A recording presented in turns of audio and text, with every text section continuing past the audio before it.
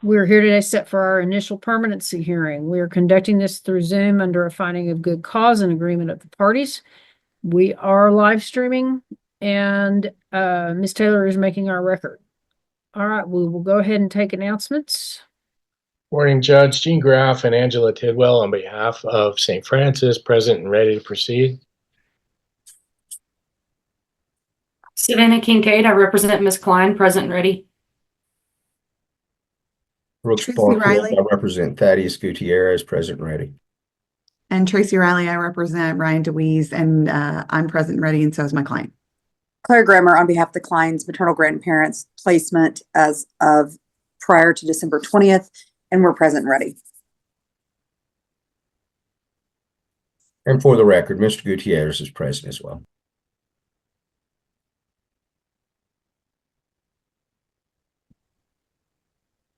Okay. I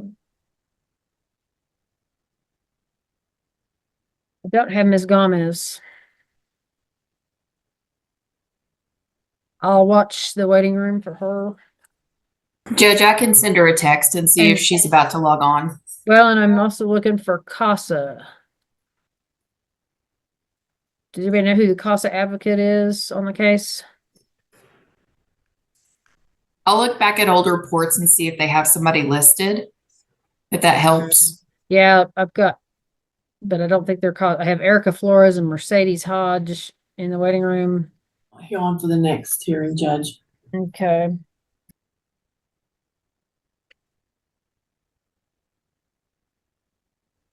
Okay, I'll just have to watch for everybody. All right, then.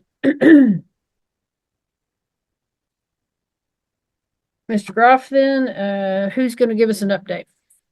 That would be Ms. Tidwell, and just for the record, and the parties should have received, we did file a late, and I apologize for that, motion for monitored return, but I think we have some good news we'll be hearing from Ms. Tidwell.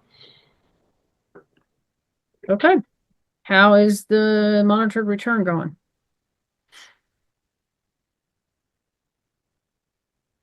Good morning. It's going well. I placed Asher and Remington back at home with Ryan and Shelby on December the 20th. And I have monitored them for the past 2 weeks, and things are going really well. The kids are doing well. The family's doing well. Okay, great. All right, and have they completed services? Or are we well on our way, or where do we stand with that? Shelby and Ryan have completed all services, and their drug screens have been negative for the life of the case. And Thaddeus is working on his services, and the last 2 months his drug screens have been negative as well. Okay.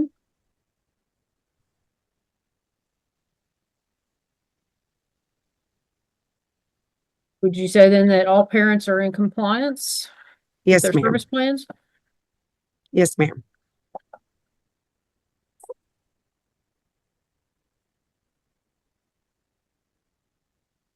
Okay.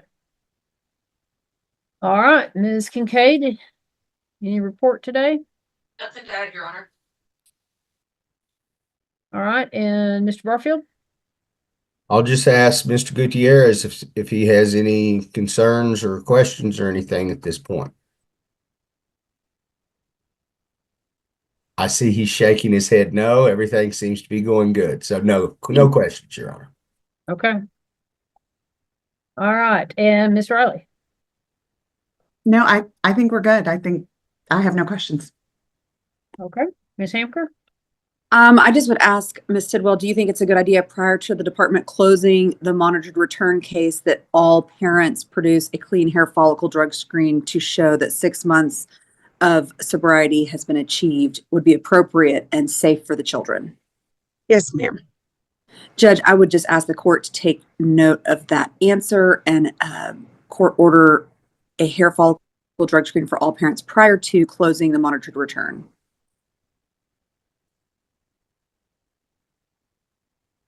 All And right, I don't have Ms. any Tid- further questions.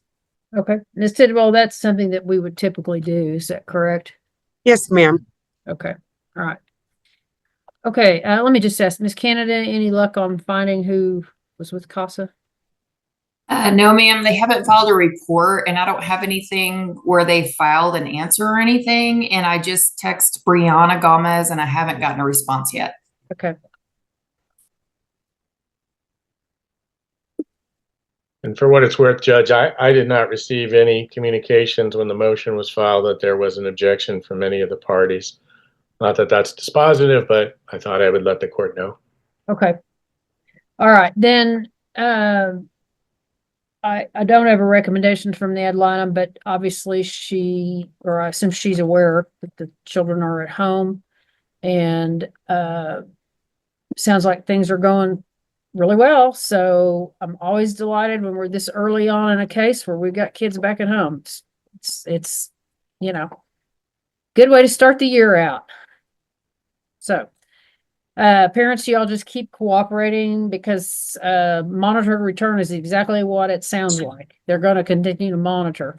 And as you know, they monitor very closely. And so we want everything to go well. If you have any hiccups, any problems, reach out, ask for help if you need it, because we want this to be successful.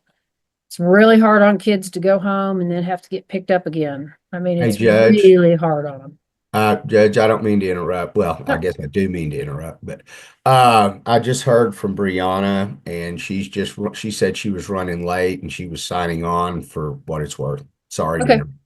We'll see if we get her in time. So, this is a critical stage of this process. With the kids being home and Mr. Gutierrez, I'm glad you're working through your services. And let me just ask Ms. Tidwell, what kind of visitation is he having? Right now, he's having virtual visits. We were just monitoring those for his drug screen purposes, but he has given me clean UAs. So I think we're waiting for a hair follicle. Okay, another question, and I'm going to direct this to Mr. Barfield and his client. Mr. Gutierrez is an alleged father. Mr. Barfield, have you discussed with him whether or not he's wanting any kind of genetic testing, or does he believe he's the dad? Mr. Gutierrez, why don't you unmute just so we can get a verbal response, please, to the judge's question? I don't believe he does. I'll send him a prompt to Okay. unmute. There. Thank you. There it goes. I think I got it now. Okay. Okay, sorry. I couldn't figure it out. Mr. Gutierrez, yeah, the judge was asking, as you are an alleged father, you have the absolute right to have genetic testing in this case, if you would like. No, that's okay. I mean, he's mine. Okay. All right. Okay, Mr. Gutierrez, you understand that once I adjudicate you as the father, there's no turning back. No, that's fine. You can't come back later and say, no, it's not me. So No, I will. do you He's want me mine. to go ahead and adjudicate you as the father of this child today? Yeah, yes, please. All right, then. Mr. Barfield, are you good with that? Absolutely. I mean, Okay. All right, then. Okay, I'll take care of that in my ruling here in just a second. So, I appreciate everybody's cooperation and I appreciate parents' hard work in getting the kids home and trying to get things squared away as quickly as we can. So for today, I'm going to continue the Department of Family and Protective Services as temporary managing conservator of the children. I will find that the monitored return of the children is well underway, and I think that's in the best interest of the children. Find that all parents are in compliance with their service plans. And I'm going to adjudicate Thaddeus Gutierrez as the father of the child, Asher, and establish the parent-child relationship between the two of them. So congratulations, Mr. Gutierrez. You have a little girl. Oh, a little boy. Oh, little boy. I'm sorry. We've got something incorrect in my system. I need to get that corrected. Hang on, let me make a note so we'll get that straightened out. All right. Okay. All right. So you don't have a girl, you have a boy. My apologies. We have Asher listed as female in my system. That's just an error. Okay. Okay. Of course, I expect parents to continue to work their services as we deem those necessary. Any counseling, any, couples counseling, anything like that that's still ongoing or that would be beneficial to the families. So I'll see everybody back for our next review hearing, which is currently scheduled for May 1st of 2025 on a 9 o'clock docket. I'm announcing that date just because that's what we do. However, we typically do a monitored return. We monitor for about 90 days. Obviously, May 1st is a lot farther out than that. So my hope and my expectation is that everything continues to go really well, and then this will just result in a dismissal and or some other kind of final order. Not sure what all we may need. Since Mr. Gutierrez was still an alleged father, we may need to be looking at some kind of order in the case. So that's kind of a procedural thing. Your lawyers can talk to you about that. Bottom line is I may or I may not see you again. So best case scenario, you won't see me again, and hopefully we'll just get some agreed orders put in place and we'll be done. But And judging, in case you need it, the new dismissal date with the monitor return is July 1st of 2025. Okay. All right. So I was going to ask, I know you'd filed the motion, but I don't think you all had presented me an order for the monitored return yet. Is that correct? No, ma'am. Okay. All right. I didn't see it, so that's what I thought. Okay. Yeah, all that will be contained in the order for today. And Ms. Canada, say the date one more time. The new dismissal date is July 1st of 2025 with the monitored return Okay. date. All right. Okay, then, if everything goes well, I won't see y'all again. If not, if we have any problems, we'll get together again on May 1st. All right. Thank you. Thank y'all. Thank you. Just my last matter, with your permission, I'll sign off. Certainly. Thank y'all very much. Have a good day. Thank you. Happy New Year, y'all. Thank you. You Thank too. you. You too. Thank you, Judge. Thank y'all. Morning, Mr. Perales. Judge. Okay, Ms. Lucero, Ma'am. have you had contact with Mom? Your Honor, I did have contact with her. I sent her the link for today. And I know that we have an interpreter here and I don't want to take up the court's time, but this case just has different things kind of going on. And I was going to see if we could reset it for a later date so I could be better prepared to represent my client. Okay, what's the status about the father? Let's just It's my understanding, it's my understanding from the report, Your Honor, and the department might know more, but my client advises that he resides in Mexico. right. Okay. That's my understanding too, Your Honor, unless we found something else out. Well, let me just ask then, does the department have any objection to a reset date so that Ms. Lucero's got a little more time? I don't have an objection to it, Your Honor. Ms. Lucero, how much time do you need? I mean, but really, I could, without people here to agree, or parents here to go agree, I can really only give you 7 days, but let me look at my calendar. Miss Katie's out today. Okay. She's still on vacation, so just a minute. Let me get my calendar up in front of me.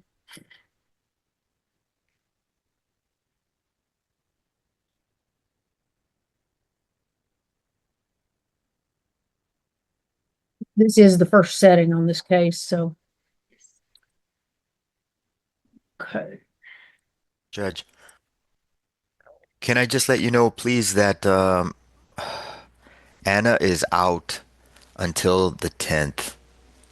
So I'm by myself. And Okay.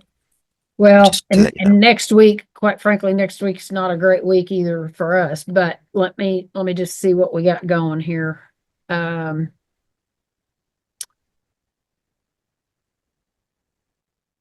We could potentially set it Tuesday afternoon on the 7th. Let's see. Mr. Frost, would that work for you? Yes, Your Honor, I have a 1:30, should not take long. Okay.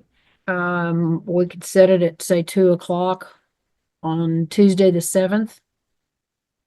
Yes, Your Honor, thank you. Does that work for you, Ms. Lucero? Yes, Your Honor, I can make that work. All right, and Ms. Zavala, is that okay with you? Mr. Yes, Trout? I can make that work. Okay. All right, then, Ms. Hodge, are you available that day? Yes, you said the 7th. Yes, ma'am. Yes, and I have I'm calling mom. She just called me on the phone so I can let her know. I don't know if she is aware of what's going on. Well, I did send her like I said, the link and advised her that more than likely I would need more time, to prepare for this case. But if she's calling in, that's wonderful. Okay. okay, then,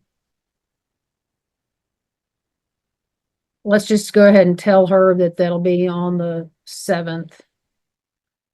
Okay, so I will see everybody back then on January 7th. And Your Honor, I know you've got a full docket today, but could I have just a quick breakout room with Stacy and Daniel? There's a couple of things I just want to talk to them about. Sure. Mr. Perales, appreciate you showing up this morning. I'll see you next week. Thank you. Okay, thank you. Bye. All right, have a good day. Go ahead and take announcements. Daniel Trout for the Texas Department of Family and Protective Services. We're present, ready, Your Honor. Lorraine Lucero, on behalf of the mother, Ms. Chavez Olea, Your Honor, we're present, ready. Stacy Zavala on behalf of the boys. All right, thank you. Okay, Mr. Trout, you can call your first witness. Yes, ma'am. We call Mercedes Hodge, Your Honor.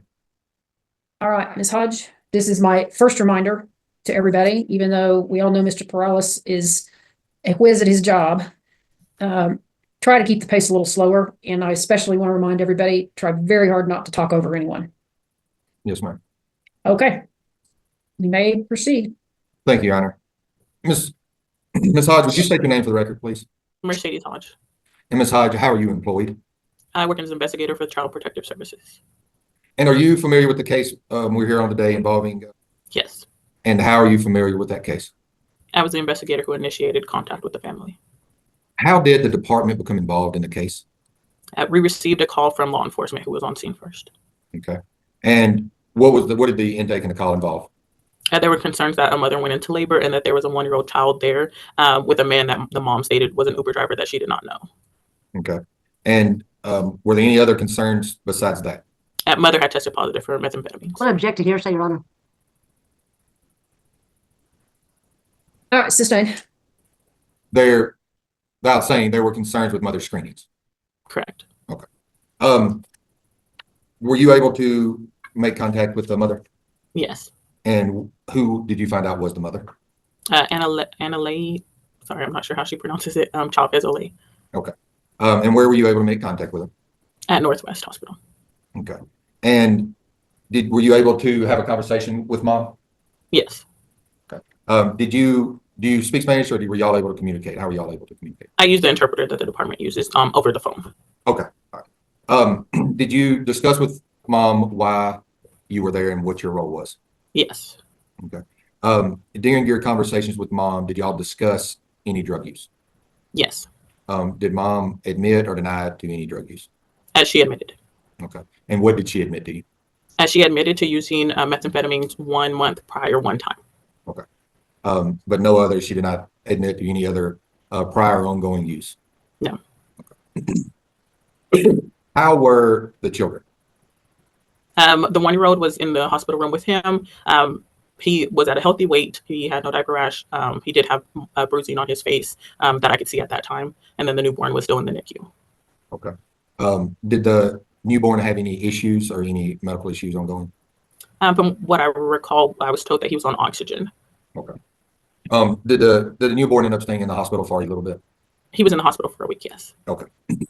During your conversations with mom, did she tell you where she was from, where she was going?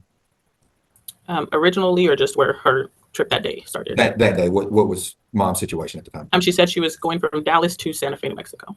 Okay. And she went into labor while in the car ride? Yes. Okay. Who was mom with? At the time that I arrived, when I arrived, she was in the hospital room by herself. Okay. How was mom going from Dallas to Santa Fe? There was someone that she referred to as an Uber driver. I was not able to make contact with that person to find out any information as he had left. Okay, so the person that was transporting mom had already left the hospital? Yes. Okay. Was there anybody else there that was with mom or related to mom? There was another male there that she referred to as her boyfriend. Was he traveling with her? He showed up, according to law enforcement, when I arrived, he showed up to get the 1-year-old from the Uber driver, the anonymous man that was there. Okay. Did you identify or find out who that was? No, he would not provide any information on himself. Okay. And did he leave the hospital or did he stay there and just wouldn't cooperate? He asked to go for food and then never returned. Okay. Does mom have any other family in Texas? Not that I'm aware of. Okay. Was she going to Santa Fe to be with family? According to her. Okay. Did she state whether her plan was to be staying in New Mexico or was she coming back to Dallas, or what was her plans? Did you know? Now, when I spoke to her that day, she said that her plan was just to visit, but to return back to Dallas. Okay. And so concerns were the drug screens and mom admitting to having prior use, and then no supervising party to leave the 1-year-old with while mom was in the hospital. Correct. Okay. Were you able to photograph the children? Yes. And you had mentioned earlier that the 1-year-old child had some bruising. Yes. Did you discuss that with mom? Yes. Did mom state whether she did or did not know what that bruising was from? She said that she hadn't seen it until I pointed it out to her. Did you receive the exhibits I sent out, exhibits 1 and 2? Yes. Do you have those in front of you? Yes, I can. Okay. Do you recognize those? Yes. And can you tell me what those are? Those are the photos that I had taken of Juan that day. Okay. And you personally took these photos? Yes. Okay. Just looking at the photos, do they appear to have been altered in any sort of way? No. These are accurate copies of the photos that you took the picture of and what you saw at the time? Yes. Can you tell me what exhibit number 1 is? It's Juan's face. Okay. And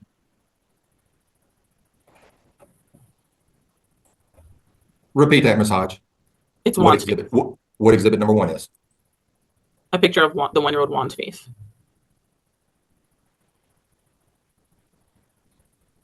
Juan is the child's name, his face. His face. Sorry, I don't know if you can hear me.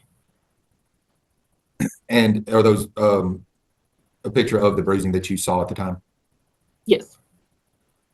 And can you tell me what exhibit number 2 is?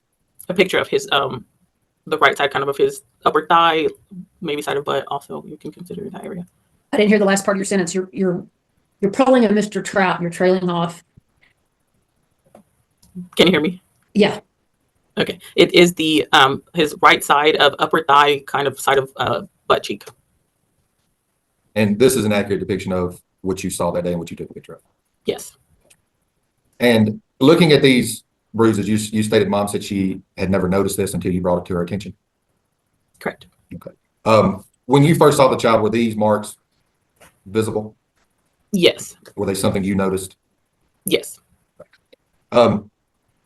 Now, we asked for we removed the children due to nowhere safe to place the children at the time, correct? Correct. Okay. After children were removed, was the newborn drug screened from the hospital? Yes. Okay. And was the screens, what did they, what type of drug screens did they take? There were 2 completed, the urine drug screen and then a meconium drug screen. And at the time, how did those come back? The results on those, both of them were negative. So mom had concerning screens and admitted to use a month prior. And then the newborn screens, the UA and meconium were negative, correct? Correct. Okay. They weren't able to screen right at the birth, is that correct? The screen who? The baby, I'm sorry. Not right at the time, no. Okay. Do you know when these screens were taken? Days following. Okay. How are the children doing now? I'm not there. Their St. Francis worker would have more information to better answer that question. Okay. Where are the children placed right now? Daniel, hang on. Yes, Ms. ma'am. Hodge, as you finish your sentence, your voice is just trailing off. I can tell the court reporter's struggling. I'm sure Mr. Perales is struggling. So if you'll just keep your voice up for me. Okay. Where are the children placed? One child is in Amarillo and one child is in Lubbock. Okay. And to your knowledge, children are doing okay? Yes. Okay. Mom's had her visits? Yes. And are these separate virtual visits, or is she coming back here? To my knowledge, the last one was a virtual visit, and then for the Lubbock child, and then the one that's in Amarillo was an in-person. One in Amarillo is in person? Yes. Okay. Where is mom currently located? To my knowledge, she is in Santa Fe, New Mexico. When was your last conversation with mom? The previous court date on the 2nd, I was trying to kind of get her onto the meeting. Okay. But you haven't had any contact with her since then? No. Has mom given you any family members or people she would like for the children to be placed with? Yes, we went over that the initial day. Okay. And did she give you any names in Texas, or are they in Santa Fe? They reside with her in Santa Fe, New Mexico. Okay. Have you been able to look into any of these family members? No. Have you been able to contact any of them? I spoke to a cousin there with her. Okay. Is this a cousin that mom lives with? Yes. Okay. And did y'all discuss whether contact any of them? I spoke to a cousin there with her. Okay. Is this a cousin that mom lives with? Yes. Okay. Did y'all discuss whether anybody was willing to do ICPCs or home studies to see if we could place? She is willing to. We just ran into an issue with that. Okay. And what's that issue? They don't have citizenship. Nobody, or is there a few that do have citizenships? She provided the name for a housemate that stays with them in Santa Fe, New Mexico, that she said was a citizen. Okay. And when did you get that name? The day of. Okay.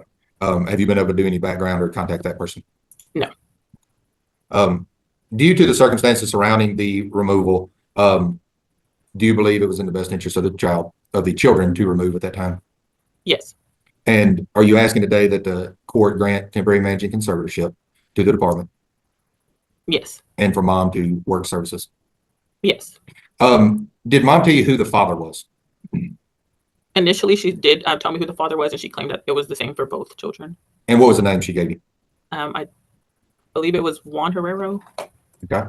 Did she tell you where he was? In Mexico. Okay. Did she have any contact information so you could reach out to him? No. Did mom state, other than stating he was in Mexico, did mom state that she knew how to get in touch with him? No. Have you run any checks or anything to try to find him? Other than Tears, which also did not have any more information. Okay. And was she able to give you any identifying information on him, or just his name that he was in Mexico? Just his name and that he was in Mexico. Okay. When you spoke with mom's cousin, were you able to ask if she knew him, if she knew how to contact him? I did not. And due to not being able to find the father and locate him and not knowing any family members of him, do you believe it's also in the best interest of the removal at the time of the child? Yes. And you're also, based upon that fact, asking the court to grant temporary managing conservatorship to the department? Yes. Thank you, ma'am. I'll pass the witness, Your Honor. All right. Thank you. Ms. Lucero? Ms. Hodge, so it's your understanding that that Ms. Chavez was living in Dallas and was on her way to Santa Fe, New Mexico, correct? Yes. And then she went into labor, right? Yes. Okay. And so when y'all got the call out that there was a mom in labor and there was a 1-year-old boy there, did that call come? Was Ms. Chavez already at the Northwest Texas Hospital? Yes. Okay. Now, at the time that y'all asked for removal, I guess, of the older child, Juan. Was it, there was no one else that could take him at that time, is that correct? Correct. Okay. And do you know when Ms. Chavez, I'm referring to her as Ms. Chavez, was released from the hospital? I believe it would have been the next day. I'm not 100% sure. Okay. So at that time, could y'all, procedurally wise, have returned the child to her? I do not believe so. Okay. Because she was able to care for the baby, right? She was out of the hospital, and y'all's concern when y'all removed the child was because there was no one there to watch him, right? That was not the only concern. Okay. Now, as far as you said, he had some bruising on him. Was this wasn't reported to police? Well, I don't see it where it was reported to the police in your report. Isn't that correct? It was not after that day. Okay. And then I guess the baby, Adrian, those drug screens were completed on December I guess 2 days after he was born, December the 20th, correct? Correct. Okay. All right. And then I guess you filed one of them on September the 20th and one on December 20th and December 30th. Do you recall that? Yes. Okay. And at that time, you stated earlier that both his tests were negative for drugs, correct? Correct. Okay. And still at that time, that didn't alleviate y'all's concerns that the baby would be safe with his mother? There were other concerns. Now, what concerns? What other concerns? Because I'm looking at your report, and I know that it stated that y'all were concerned about her testing positive. Stated that she's not able to provide a safe person who has proper documentation to reside in the United States. It's not really that there's no one that can take care of both of these children in a safe manner. I mean, according to your report, it's because these folks are undocumented. So does that make them not proper people to watch out for these kids? Well, there was bruising that was on the child's face that I seen immediately that mother said she was not aware of. Okay. And she was a caregiver to him. Okay. And so did she ever discuss with you that she was in labor or having contractions for an extended period of time there in the car on the way to New Mexico from Dallas? That was not discussed. Did you talk with her about when she went into labor? The only information she provided was when they were in Amarillo, she went into labor. Now, whenever you were having the interpretation feature, is it an individual that the department uses, or is it a program that's used? Is it a computer? Is it a person? It's a person. Okay.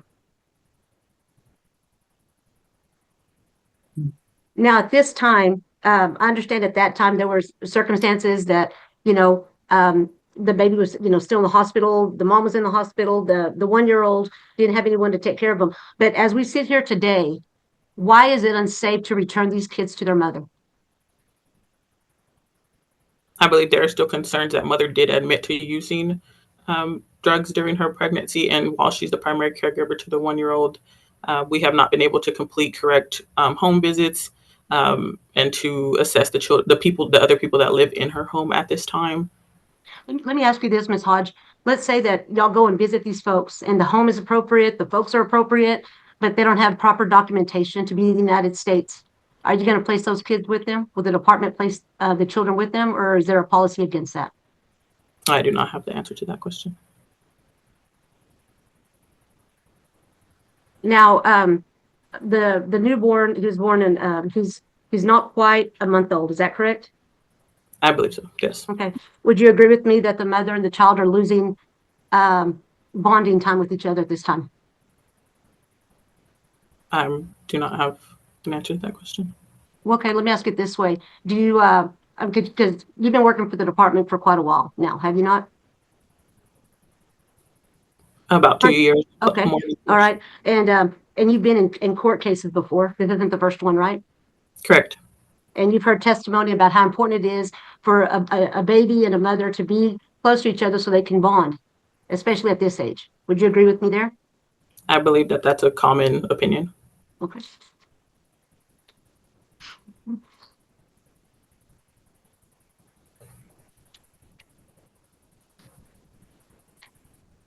So even though the child did not test positive on 2 different drug screens, y'all are still concerned. Is that right? Yes. I'll pass the witness.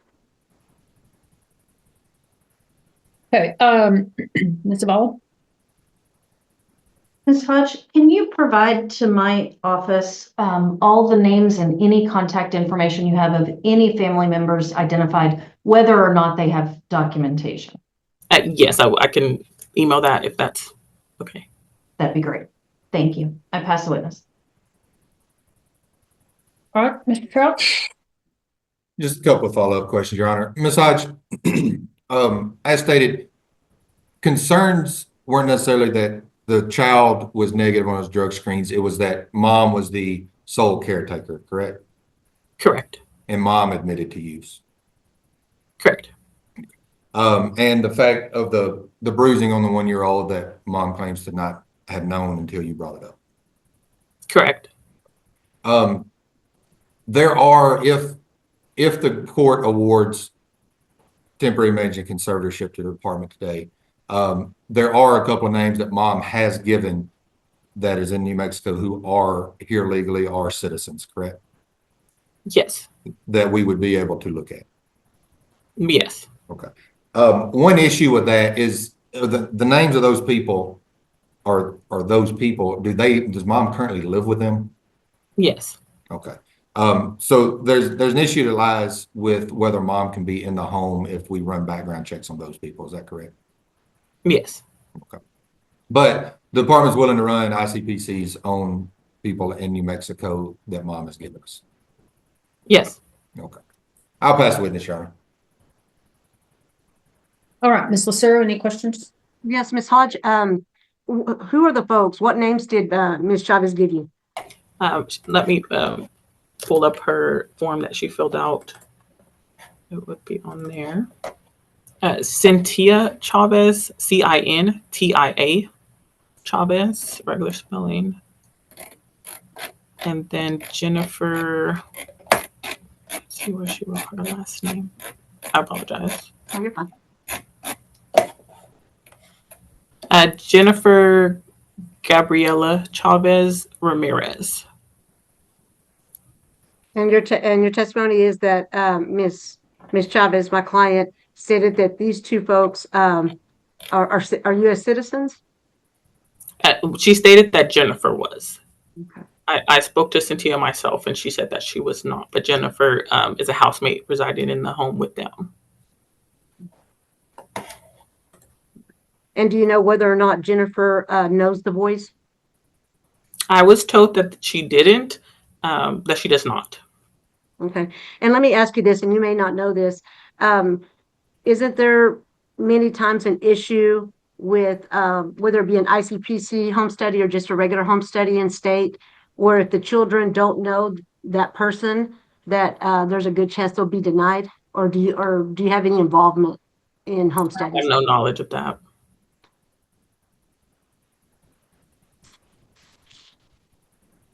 I'll pass the witness.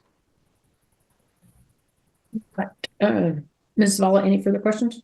Yeah, Ms. Hodge, one of the complicating factors in this case is that Ms. Chavez doesn't live here in the area. Is that right?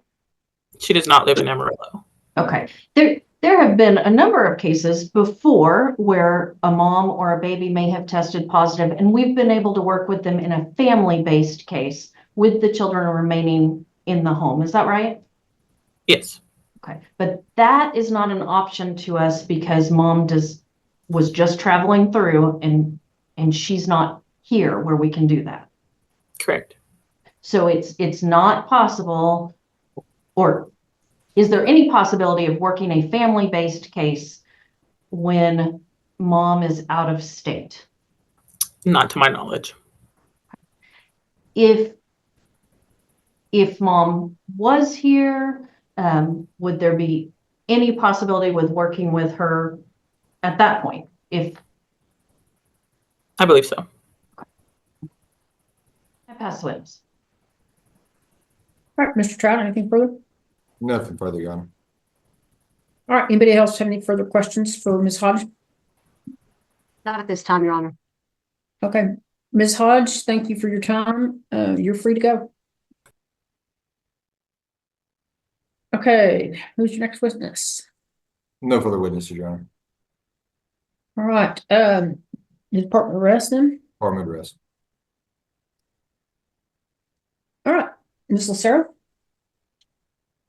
Your Honor, at this time, I'd ask that the court find that there's just that the state hasn't met its burden to remove these kids from the mother's home, or well, from being with the mother, Your Honor. I don't think I know that there's concerns, but I don't believe they rise to the level of keeping this family separated at this time.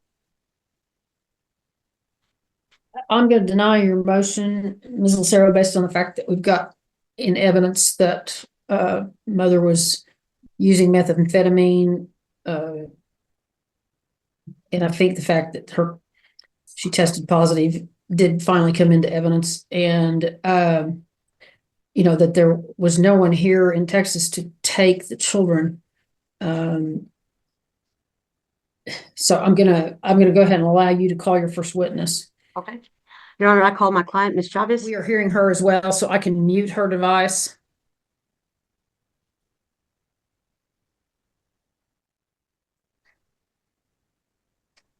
Okay, all right. Right. Okay. All right, now we'll try that again. Anayeli Chavez Olea. Yes. Okay, and Ms. Chavez, are you the mother of? Sí, soy yo. Okay. And Ms. Chavez, up until well, how long did you live in Texas? Allá en Texas, 2 años. And then in late December, did you leave Dallas and head to Santa Fe, New Mexico? Sí. And when you were as you got on the road or you were making that trip, did you go into labor? Yo iba para donde mi prima. Yo tenía pensado quedar unos días aquí, pasarme Navidad y Año Nuevo. Y cuando yo iba viajando, cargaba contracciones, pero yo no me imaginé que iba a dar a luz, que se me iba a adelantar el parto. Y cuando nos paramos en una gasolinera, yo fui al baño, pero ya como que me daban contracciones ya desde el camino, pero para mí era normal. Y cuando se me salió líquido con sangre, ya ahora sí yo dije que si no me hacían el favor de buscar un hospital cerca, y ya me buscaron donde di a luz a Adrián. All right. And so you stated that you were planning to stay here for 2 days. Where is here? Aquí por 2 días, no dije por 2 días, dije por unos días, por Navidad y Año Nuevo. Y ya con esta circunstancia que me pasó, pues no podía quedarme en Dallas, porque en Dallas se me hacen 6 horas y media. Y ya aquí donde mi prima me agarra más cerca para ir a ver a los niños, son como 4 horas por ahí. Y no tenía contemplado quedarme acá. Pero las circunstancias me orillaron a quedarme acá. Porque yo sí quiero. Okay, we need to define. We need to clarify here. Yes. Yeah, when she I'm says fixing to do here- that. Yeah. Okay. Yeah. Okay. Senor, Ms. Sanchez, where were you planning to spend Christmas and New Year's? In Amarillo, Texas, or in Santa Fe, New Mexico? En Santa Fe. So your plan was to travel from Dallas to Santa Fe, spend the holidays, and then return to Dallas? Sí. Okay. But then you went into labor and you had your baby, Adrian, here at Northwest Texas Hospital, correct? Sí, se me adelantó el parto. Okay. And so at this time, do you have plans to return to Dallas, or are you going to stay in Santa Fe? No, me voy a quedar aquí en Santa Fe. And just to be clear, why are you staying in Santa Fe now? Porque me agarra más cerca para ir a ver a mis hijos. Y porque yo no puedo, porque de allá de Dallas son 6 horas y media. Y acá en Santa Fe me agarra más cerca, porque yo sí quiero ver a los niños. No los quiero estar viendo nomás virtual. También los quiero ir a ver en persona. When you were traveling from Dallas on your trip, did who was driving you and your son Juan? El del Uber, el que me iba a traer hasta acá, hasta Santa Fe. Okay, and when you say an Uber driver, did you pay someone to drive you from Dallas to Santa Fe? No, son agencias de viaje. Yo lo pedí, esa agencia lo pedí y me mandaron a ese Uber, pero pagué porque yo pues no puedo manejar. Pero no puedo manejar, no sé manejar yo y no tengo carro. Okay, so just to be clear, Ms. Chavez, you paid that agency so they could someone could take you to Santa Fe, correct? Sí. Now, once were you released from the hospital the day after you had Adrian? Were you released the next day? Sí. Okay. How did you get from Sí, me Amarillo? dieron de alta otro día. Okay, I apologize. How did you get from Amarillo to Santa Fe? En carro, me vinieron por mí. Who came to pick you up? Mi novio. Is that the gentleman that was at the hospital when after the baby was born? Sí. Sí. And where does he live? En Dallas. Okay. All right, Ms. Chavez, you've heard Ms. Hodges' testimony that that Juan had some bruising on his face. Did you hear that? Sí. Okay. Do you know how he got that bruising on his face? No, porque cuando yo me venía para acá, pues no estaba limpio y ya cuando me enseñaron las fotos allá, porque me enseñaron la foto cuando yo estaba en la camilla, yo no se los había notado. Ya cuando me agarraron de sorpresa, pues de verdad no. Hasta yo sentí feo porque pues no me lo esperaba eso, no sé, que sean. Ms. Chavez, have you ever spanked your son Juan or slapped him or anything ever? No, hombre, yo cuido bien a mi hijo, pero ese día, no.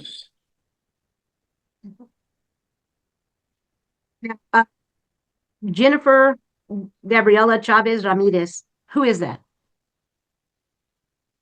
Mande, no escuché. Okay. Jennifer Chavez Ramirez, who is she? Es un familiar de mi prima. Okay. And does that De mi prima. relative okay. And have you known her very long?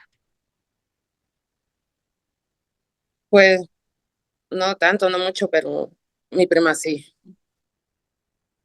Okay. Has Juan ever met Jennifer? No. Okay. How is Jennifer related to Cynthia?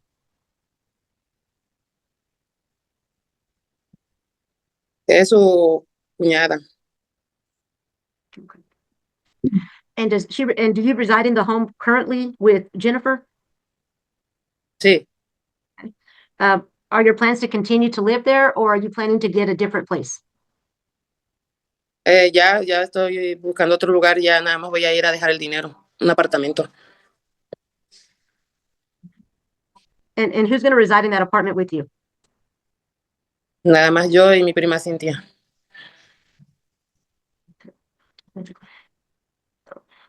Ms. Chavez, do you believe that you're in a position to take care of both of your boys?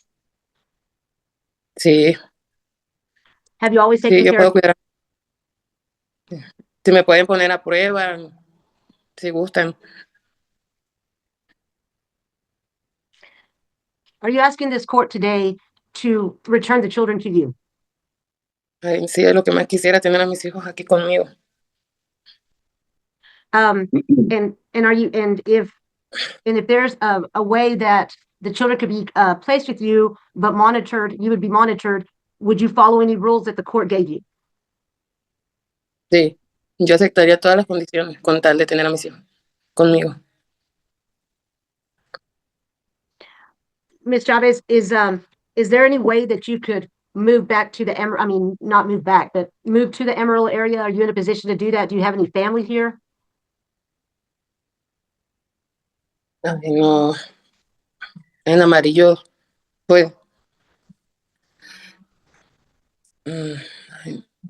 yo digo que no, porque, pues, mi prima se tendría que ir conmigo allá también. So is most of your family in the New Mexico area? Sí. Okay. Y también tengo otros familiares, pero no están aquí, están en Washington y tengo otro que está en Washington, D.C. Pero ellos sí tienen papeles, uno. No más que pues está lejos y como trabajan. Ms. Chavez, do you regularly use drugs? No, no. So when you advised Ms. Hodge that you had used a month before you had Adrian, was that true? Pero nada más una vez. I'll pass the witness. Ms. Chavez, you said your intent was just to visit Santa Fe. Why are you not going back to Dallas? Porque por los problemas que tengo aquí, pues que tengo que ir a visitar a los niños y me agarro más cerca aquí. Okay, Y I yo sí quiero ver a understand mis that, hijos. but I guess Y my de allá question is, if you were just coming for a visit, where did you live in Dallas? Did you have an apartment or did you live with someone else? no, estaba viviendo en un apartamento, una casa. Ujú. By yourself? No, Were you on the lease to that house or did you own that house? no, no. La rentaba otra persona, mi novio. Does he live there? Sí, Are you, is he still your boyfriend? no, no, ya no. Ms. Chavez, the reason I'm asking is because if you were in the state of Texas, everything becomes easier. There's a lot more options available as far as getting your children back to you. But I can't just place them with you out of state with other people. In other words, I can't place them with other relatives without this ICPC home study. And it can take a long, long time to get that home study done. Months, 6 months, 9 months. Has anyone talked to you about that? I did touch base with her a little bit on that, but I know we're right in the middle of a hearing, but could I possibly have a breakout room with Ms. Chavez for about just a few minutes? Or Sure. okay, I'd appreciate it. Thank you. Yeah. I think if she had an understanding about how much faster and simpler and how many more options we have. Okay. If she was in Texas, anywhere in Texas, I mean, preferably Amarillo, but yeah. Okay. Let me, Mr. Prowlis, I'll move you. Let's see, I'll move you with them. Señora Chávez, necesita de escoger en español, como lo hizo ahorita.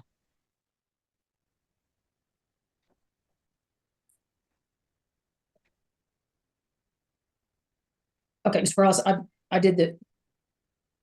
I muted the original audio again. Let's see. Let's see, Ms. Lazaro, I know I had jumped in, so just for ease of things, Ms. Lazaro, are there some other questions you want to ask your client? Yes, there are a few more, Your Honor, now that we've talked in more detail.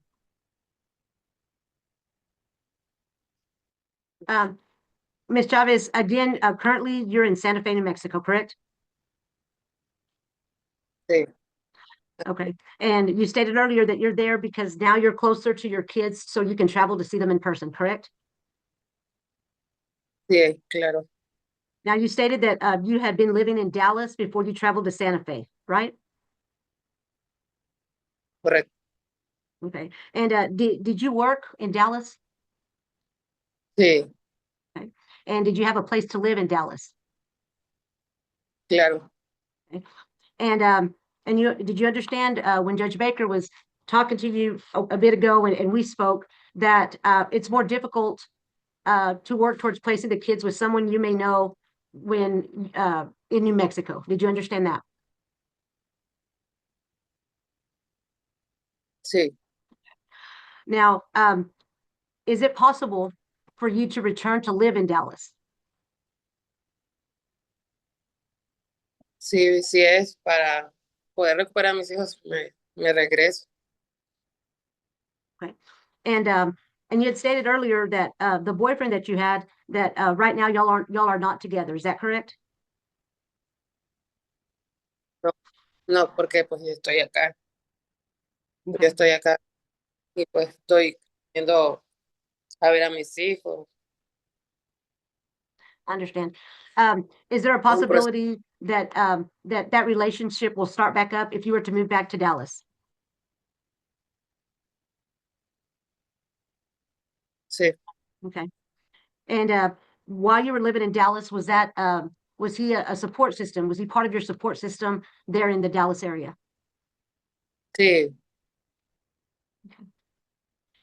So if today the court decides that they're not going to return your children to you, are you wanting the court to consider, you know, in the near future, possibly placing the children back with you if you are at least back in the Dallas area?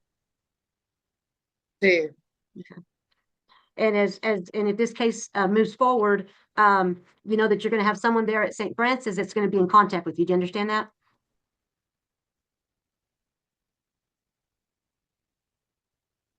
no, no entiendo Okay. eso.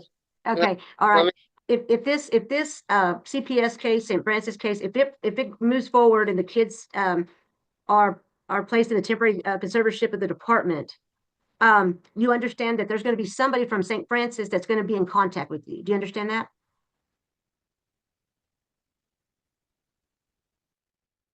sí, Okay. And you understand that I'll be in contact with you, right? claro. Okay. And you know, it's important that whoever the worker may be, that you stay in contact with that person and let them know where you're living. Do you understand that?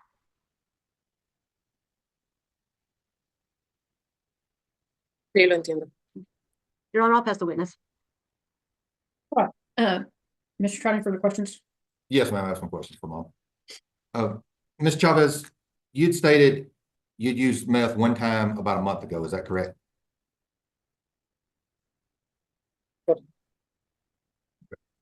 Who did you use with? En una fiesta. Does your boyfriend, ex-boyfriend, does he use?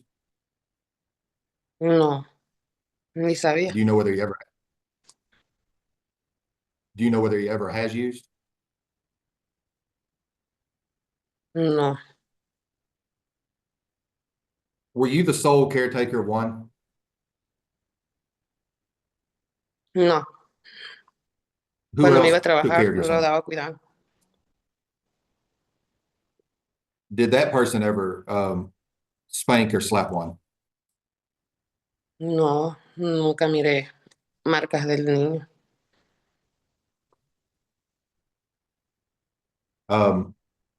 And the child had been in the car with you all day that day? No, Excuse me.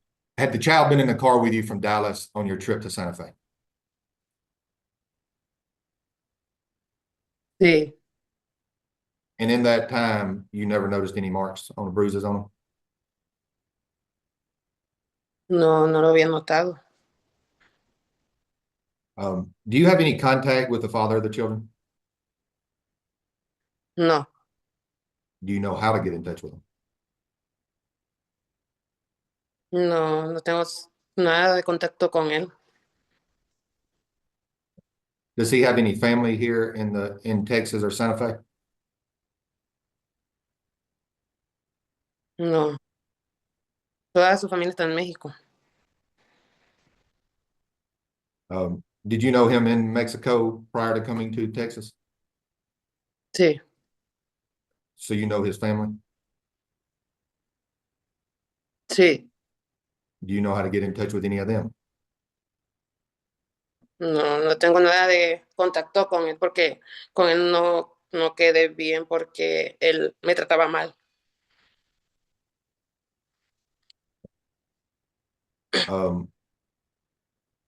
How long ago did he go back to Mexico? Cuando quedé embarazada es mi segundo bebé.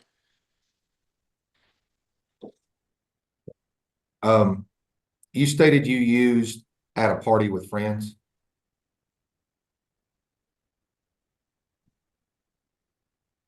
Sí,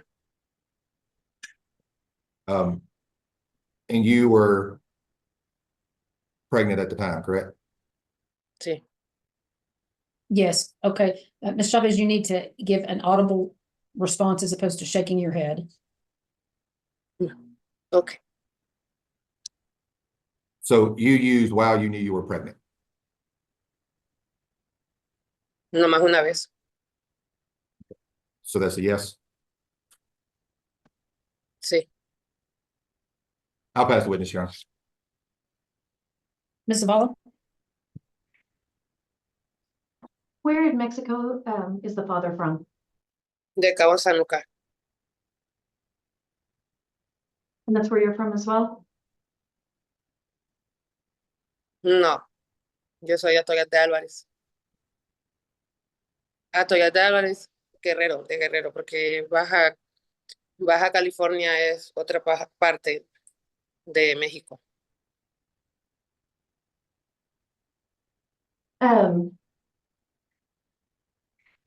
If you move back with your boyfriend, do you think he will be cooperative in terms of things like drug testing? Sí, What is his name? Efraín Tapia Morales. No further questions. Ms. Lucero? I don't have anything further, Your Honor. As far as questions for my client. Okay. All right, then. Any further witnesses to call? No, Your Honor. Okay. Okay, Ms. Zavala. Any witnesses to call today? I have no witnesses, Your Honor. All right, Ms. Zavala, do you have a recommendation? Yes, Your Honor.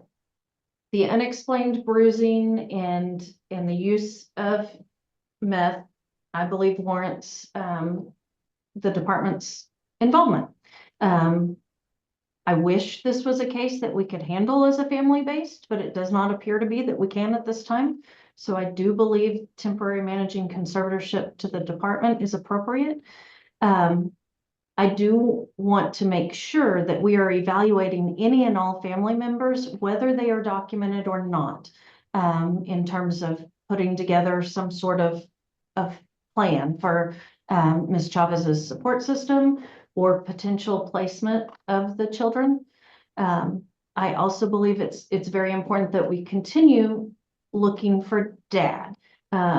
Just because he is in another country doesn't mean that he may not be appropriate. So I think all of those things need to be ongoing.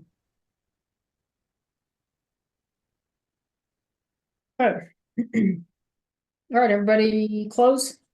I do, Your Honor. I would like to say something as far as ICPCs in New Mexico. It's my understanding that for an ICPC to pass in New Mexico, that they have to be documented, and New Mexico won't pass an ICPC on undocumented persons. They have to be licensed, and they won't license an undocumented in order to pass the ICPC. So there's that issue that we have there, but we're happy to look at whoever we need to. It's just we run into that in New Mexico. Your Honor, if I may add something when it gets to my turn. Sure. I mean, it's fine.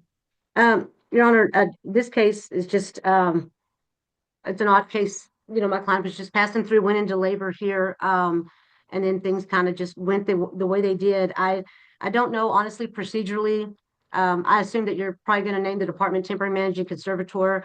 If that happens, and if my client, Ms. Chavez, were to come back to Texas, is it possible that this case could be converted to a family-based services case? I don't know the procedure, so I'm not sure if that's possible. Or at a later date, at a hearing, maybe at the status hearing, if she's already back in Texas, if the court, I would just ask the court to continue considering placing the kids back in the home with her and monitored somehow. Like I said, that baby's just not even a month old. The other one's just a year old. My concern is that there's not going to be anyone, that can take these kids that she knows, because being undocumented. And, and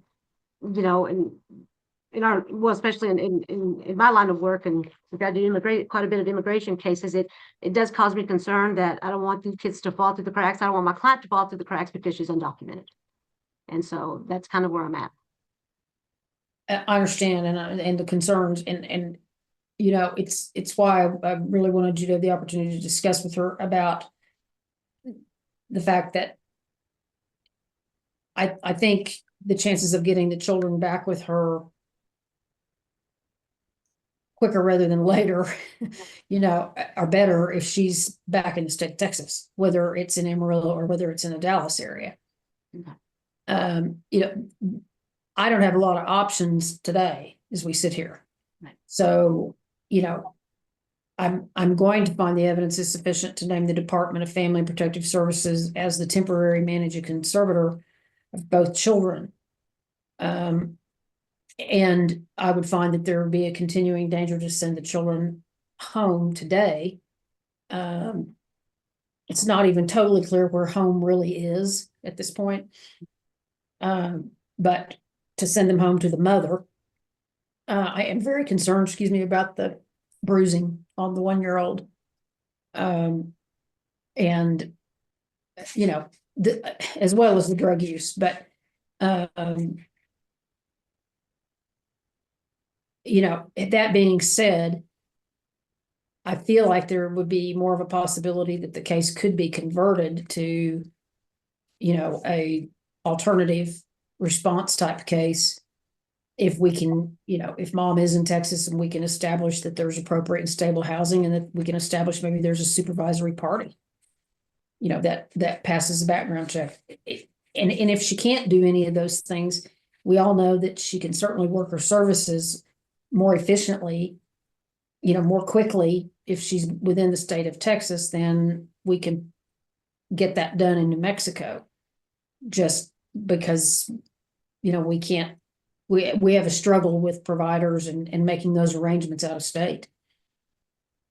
So not that I can't really open the door or make any promises about any of that today, because those facts aren't in existence today. But hypothetically speaking, if we could, get over some of those hurdles, I think the odds are better of getting the family reunified much more quickly. Well, I appreciate that, Your Honor. Thank you. So the children will stay in care, and of course we can continue with mom's visitation, and then I think she's got some decisions to make, which she can certainly discuss with you, Ms. Lucero, and with her family. And then, we will have our status hearing on February 11th of 2025. That'll be on a 9:00 docket. We'll kind of see where we're at that point in time. And I meant to ask, and if she said she's traveled once down here to see the kids. If she makes that trip, could it be longer than a 1-hour visit?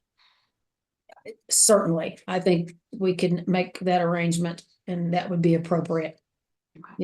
Particularly with the ages of the children, I would think a 2 or 3 hour visit coming from that distance would be appropriate. Yeah. Okay, I appreciate everybody's participation today. Mr. Perales, thank you. I'll see everybody back on February 11th. Ms. Chavez, I wish you the best of luck, and do talk to your attorney about this. do talk to your family about this, because you've got some important decisions to make. Claro. Muchas gracias. Okay, appreciate it. Thank you all. Thank you. Thank you, Anna. Sarah, my understanding is you're going to interpret for your client today, correct? That's correct. Okay. When we get started, then we'll slow down. Okay. Okay. Your Honor, I'm sorry to interrupt. Do you need me to translate the announcements, or, I mean, I kind of explained to her what was going to happen today, so I didn't know. I would just to be more efficient. I don't think it's necessary for me to make, to Okay. translate all the announcements. I'll just let you know. Okay. All right. Okay. That's fine. As long as you all are good with that. Sure. Yes. All right, then, cause number 9, we're here for a status hearing.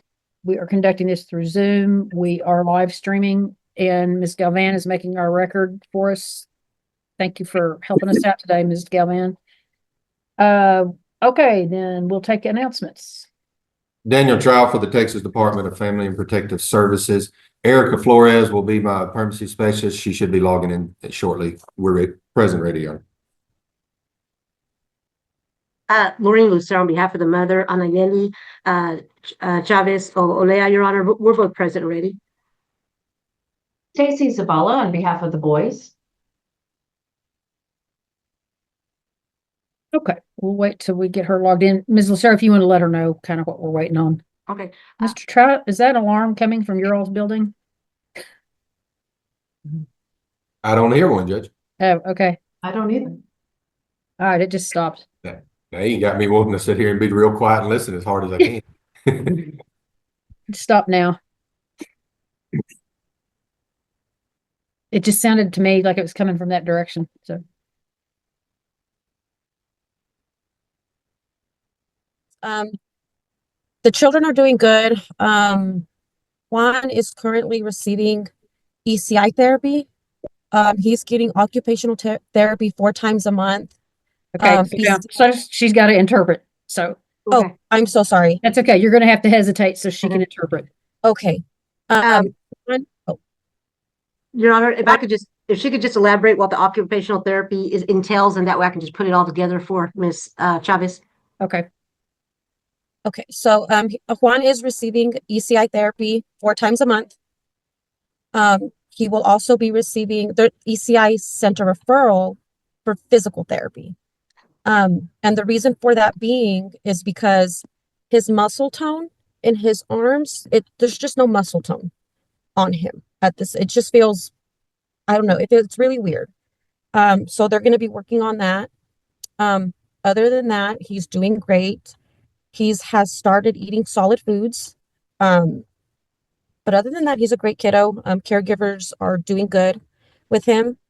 Aiden is doing very well. He is gaining weight, and he's up to date on all his immunizations. Okay, Your Honor. All right, Ms. Flores, you can go ahead. But that's really all the updates. And another thing with Juan too, he's not standing up, and that's another reason for the occupational therapy and the physical therapy. They're trying to teach him to get more strength in his legs. Okay. Y Nayeli, también la terapia para Juan es porque no se está parando con fuerza, batalla, solo le están ayudando para que se pueda parar mejor él también, ¿ok? Sí. Muy bien. Gracias. Ms. Flores, y'all have generated family plans of service, correct? Yes. Okay, let her interpret. Those were filed in January 29th of 2025. Y que pusieron esos papeles con la Corte de los Servicios, con la Corte el día 29 de enero. Have you been able to go over the family plan of service with the mother? Yes, I've gone over what's going to be on her family plan, but she has not signed it yet. I'm still looking for services in her area that are for Spanish. It's a little difficult trying to find. I'm sorry, I couldn't hear. Ms. Flores, you were cutting out. You said it was difficult. I am trying to find services in her area that are for Spanish speaking only. And the services that we are needing, we're going to have to get contracted with if we are to help pay for those. But Mom is staying in contact with you while y'all work through this. Is that correct? Yes. Está diciendo, le preguntó y dijo que sí, que usted sí ha seguido el contacto con ella. Sí. Have you made any headway on finding either one of the potential fathers? I did submit a finder search on both of the fathers. I did not receive anything back for Juan Herrera. I did, however, receive a possible match for Efren. The numbers that are, I've not yet to call the numbers on there, but I do have something for Efren. Okay. Le preguntó. No. Ok, ahorita nomás, por ahorita no conteste, nomás le estoy diciendo lo que están diciendo else, okay? Okay. Your Honor, I was just letting her know, I was updating her and she, I just told her if she had anything to add that when we get to our turn that we could do that then. Okay, great. And that was gonna be my next question. Ms. Flores, has mom been able to provide any contact information or locating information for at least Ephraim? No, she stated that dad was in Dallas, but the one that I got for Efren, I apologize. She stated Efren was in Dallas, but the possible match came out from Houston. But other than that, there's no information I was able to receive from her. Okay. Ana, Are you asking today that the judge order the department to continue temporary managing conservatorship Yes. and for the parents to work services and to make the family plans a service in order of the court? Yes. Okay. Is there anything else you need to update the court on parents or children? No, sir. I'll pass the witness, Your Honor. Is mom living? Ms. Flores, where is mom living? She is living in New Mexico. But where? I don't recall the city she was in real quick. Let me look. She's still in Santa Fe, I believe. I believe, oh, yes. And we're having a hard time finding Spanish providers in Santa Fe, New Mexico? Well, we're not contracted. I understand. Yes, I just have to find some contracting. The ones that I've called, they've told me that they've not, some of the counselors there don't speak Spanish. So I'm still looking into those services. But such as parenting. Parenting's not going to be an issue. We can get our parenting through with us and it will be virtual. And that will be Spanish speaking. Okay. Could we contact their department, you know, a family, what's similar to Family Protective Services, and try to find out maybe who some of their contract providers are and see if that might be an avenue? Yes, ma'am, I can do that. Okay. Okay, Your Honor. Okay. All right, then, Ms. Lucero, anything for you all to add today? Your Honor, I just wanted to clarify some things, and I've discussed this with Anayeli. Ms. Flores, in your what I'm looking at is the status report. It says Anayeli Chavez will maintain legal income. I think that's one of the first times I've seen that in a status report. What do you mean by that? Legal income? That might have been a typo. Just any kind of income. Okay. Yeah, I'm sorry. I apologize for that. No, that's fine. That's fine. And then also to provide pay stubs, has Ms. Chavez advised you that she's working cleaning houses right now? No, she has not told me that. Well, if she's cleaning houses and they pay her cash, how can she prove to St. Francis that she is employed? Possibly talking to the employer that, that she is cleaning houses, if that's something that she's. Well, I'm sorry, I didn't catch the ending there. It broke up. Okay, Ms. Flores, if you ever repeat your answer. Yes. If she would like to give her employer's number to me, just so I can verify employment, if she's comfortable with that. Okay, and we can talk after the hearing. My concern is that I don't know if she'll be comfortable doing that or the employers will be comfortable doing that. So maybe we can figure out something to do. Anayeli nomás estaba preguntando cómo querían que enseñara pruebas que está limpiando casas porque le pagan en efectivo y luego me imagino que donde trabaja usted o como habíamos discutido que que hay chance que esa gente no vaya a querer dar su información, pero vamos a ver cómo le podemos dar a pruebas a St. Francis que sí está trabajando. Sí. Okay? Okay. All right. And as far, and then y'all are asking for her to do an OSAR evaluation and a WAVE evaluation. Is that correct? Yes. Okay. And that's something that y'all are going to work on to try to set that up with Spanish speaking? Okay. Yes. Okay. And then as far as, and the same thing with the therapy, correct? Yes, ma'am. And then parenting, that is something that she can do virtually in Spanish, correct? Yes. And have you discussed with her where she, her address and everything, and who's living in her home there in Santa Fe? Have you been able to discuss that with her or not? Just from what we got at the adversary, there's the information that were the people that lived in her home at the time. Okay. And Ms. Flores, what type of visits is Ms. Chavez having? She's having virtual visits. She's made a few. There's have been a couple that have been missed. Virtual visits were in the morning, but those were getting missed a lot. So we tried to transfer, the family support worker tried to put them in the evening, and she's missed a couple of those as well. But whenever she wants to come in person to see the children, we do have a plan in place for that. Okay. I'll pass the witness. Okay. Ms. Zavala? Your Honor, I've got no questions for Ms. Flores. The boys are both doing very well in their respective placements. We do have some issues in terms of scheduling the virtual visits. At one point, they were set at 8:30, and there's no way for one placement to get kids to school and then back in time for that. And then they were moved to 6, but one of the placements doesn't even get off work till 6. So if somebody wants to go pick up one from daycare and facilitate virtual visits during the middle of the day or something, but it needs to either be 6:30 or slightly later.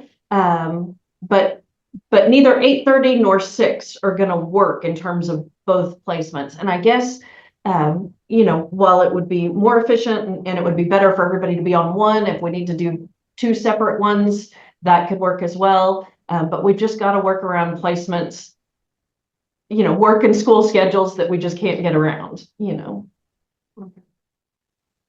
So have they been trying to get both of the children on at the same time? I believe the ones that they've done so far have done that. It's just, it needs to be either later than 8:30 or 6:30 or later, or if it's sometime during the middle of the day, then somebody's going to need to go pick up Juan from daycare to do it that way. Well, because of the ages of the children, I mean, if that just seems to be really hard to get together, I'm not sure that it's that detrimental that the visits would be separate. I agree. Yeah. So whatever seems to work best, I guess. But that was the only issue I had. Okay. Okay, anybody have anything else? Your Honor, I had one. And the boys, of course, are right now in separate homes, and I'm just seeing if I know it's hard to predict, but I just making sure St. Francis is working towards trying to get them, together, because I believe they're in separate towns at this time. Ms. Flores, I'm sure that's the goal. Yes, ma'am. We are trying to get them together. We asked each placement and they were unable to take them. I just wanted to give it a little time before I submitted for a placement change, just because it was just done. And I just wanted to make sure that I gave it enough space to allow somewhere for them to be placed together. Well, it seems like, if Juan's going to be getting ECI and all of that, and they're getting all that scheduled, all right, where is Juan placed? What town? Juan's in Amarillo. Okay. So it would obviously be easier then to try to get Aiden here. So if we're going to get all those therapies set up, I'd hate to have an interruption in that. So yes, ma'am. We try to make that work. Yes, ma'am. Okay. All right, then today I'll continue the department as temporary managing conservator and continue placement. I'll find that there's a continuing danger to return the children home today. And I will order the service plans as part of the order today. So, Ms. Leah, that means that I do expect you to work through your service plan. Ya dice que va a tener que usted trabajar los servicios que están allí en su plan de servicios. It's important for you to know that failure to work your services could mean the children don't come home. She understands, Your Honor. Okay, and it can also mean termination of your parental rights. Y también puede llegar que no nomás cambie, que no regresen a los niños con usted, pero que le retiren los derechos de madre con sus hijos, si no completa esos servicios como están allí. ¿Sí entiende?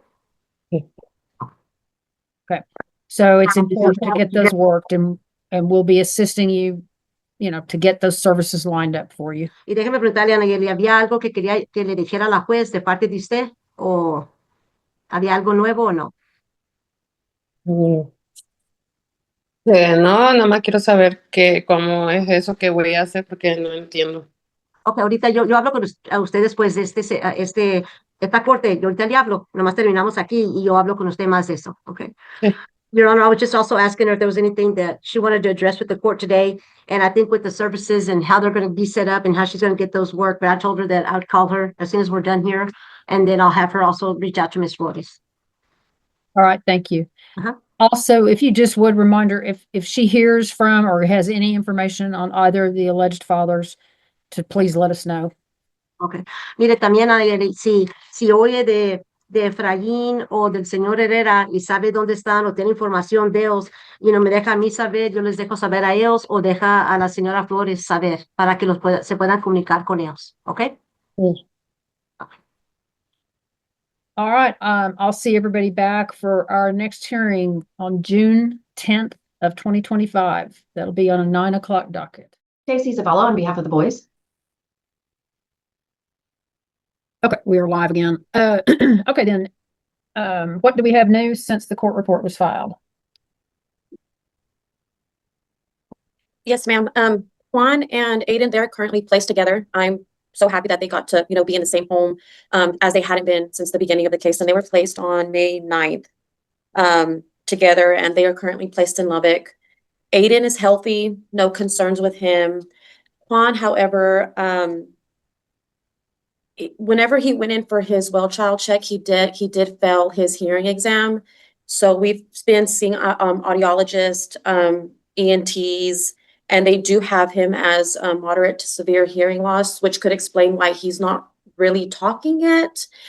But in about 3 months, they're talking about doing a procedure in his ears for about putting tubes in there, because the ENT did notice that he has had history of earaches. So that's up in the air. We haven't got an appointment on that one yet. Juan will be receiving ECI. He does have an evaluation on the 16th. And they will be evaluating him definitely for speech, and maybe some physical therapy and whatever evaluation they see during the testing, what more they can offer Juan. Okay. Miss Flores' mom's moved into a new apartment. Yes, she's at a different location, still in Santa Fe, just a different apartment. When did that take place? When I seen her last month, she had just told me that she moved. She did provide me an address. I did not ask when that move happened. I apologize. Okay, but sometime in the last month, 45 days. Yes, yes. You asking wanting to do ICPC on the apartment? On the mother, yes. On the mother, she has 2 roommates? Yes. Okay. Do you know who these 2 roommates are? She is placed with her cousin, Cynthia. And then the other one is just a friend. She did make me aware that if her children were ever reunited, that other friend would be leaving the apartment. Okay. Do you know anything about that other friend? No. Okay. Do you have names yet on the phone? She did provide me with her cousin's name. She didn't know the roommate's name, I think. Okay. All But you'd like to get an ICPC started to see if we can start looking to replacing. Yes. How is mother doing on her services? I know there's some that you're still working on getting providers to accommodate. But other than that, how is mother doing on her services? She just started her services on the 22nd of last month. I was struggling on finding providers there in Santa Fe just because they had mentioned to me that they didn't provide free services like we do here for our parents. They told me we were not able to contract with them. However, I did send another email and I was finally able to find somebody that had funding. That is where she's currently going. Okay. What services are we still struggling with getting set up? OSAR, whenever I talked to the state, they weren't quite, I explained to them what OSAR was. They said they don't have that kind of deal, but they did say they had like NAAA. But Dulce Rodriguez is the person that I'm in contact with that Ms. Chavez is actually attending. Okay. When we had a meeting yesterday, but the link was not working for either of us. And she was supposed to call me and I didn't get a call. So I will try to reach out to her and explain to her what services Anayeli needs. Okay. You have in here that she was to start the WAVE program on the 28th of May. Was she able to do that? I'm not sure. She is doing parenting classes, but she did mention to me that she was going to do therapy and WAVE as well. And then Anayeli did mention that's why Dulce wanted to communicate with me just to be sure, just to make sure she's doing the services that she has on her family plan. Okay. I see on April 29th, as far as the drug screen, stated had to make an appointment. What do you mean by that? She was going to a certain clinic and for some reason I don't know, there was a contract situation there going on for us to send a payment to them. So the new one that they sent her to, she did do a walk-in. She did call me. She was there. But the nurse that I spoke to told me that they had to make an appointment before arriving. Other than that, they were just walk-ins and they would just get to her when they could. But she did go, just wasn't able to happen. Okay. When I sent her. And I see you're just doing UAs. Have you been able to ask for a hair follicle on a UA, or do we need that? I think I sent her for a hair already. Let me see. Make sure. I just want to make sure before we send her.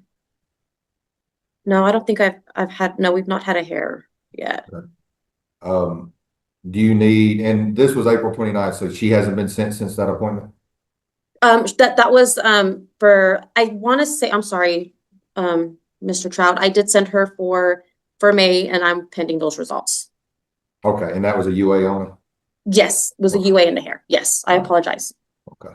We'll wait and see what that one comes for before we ask when you can Yes.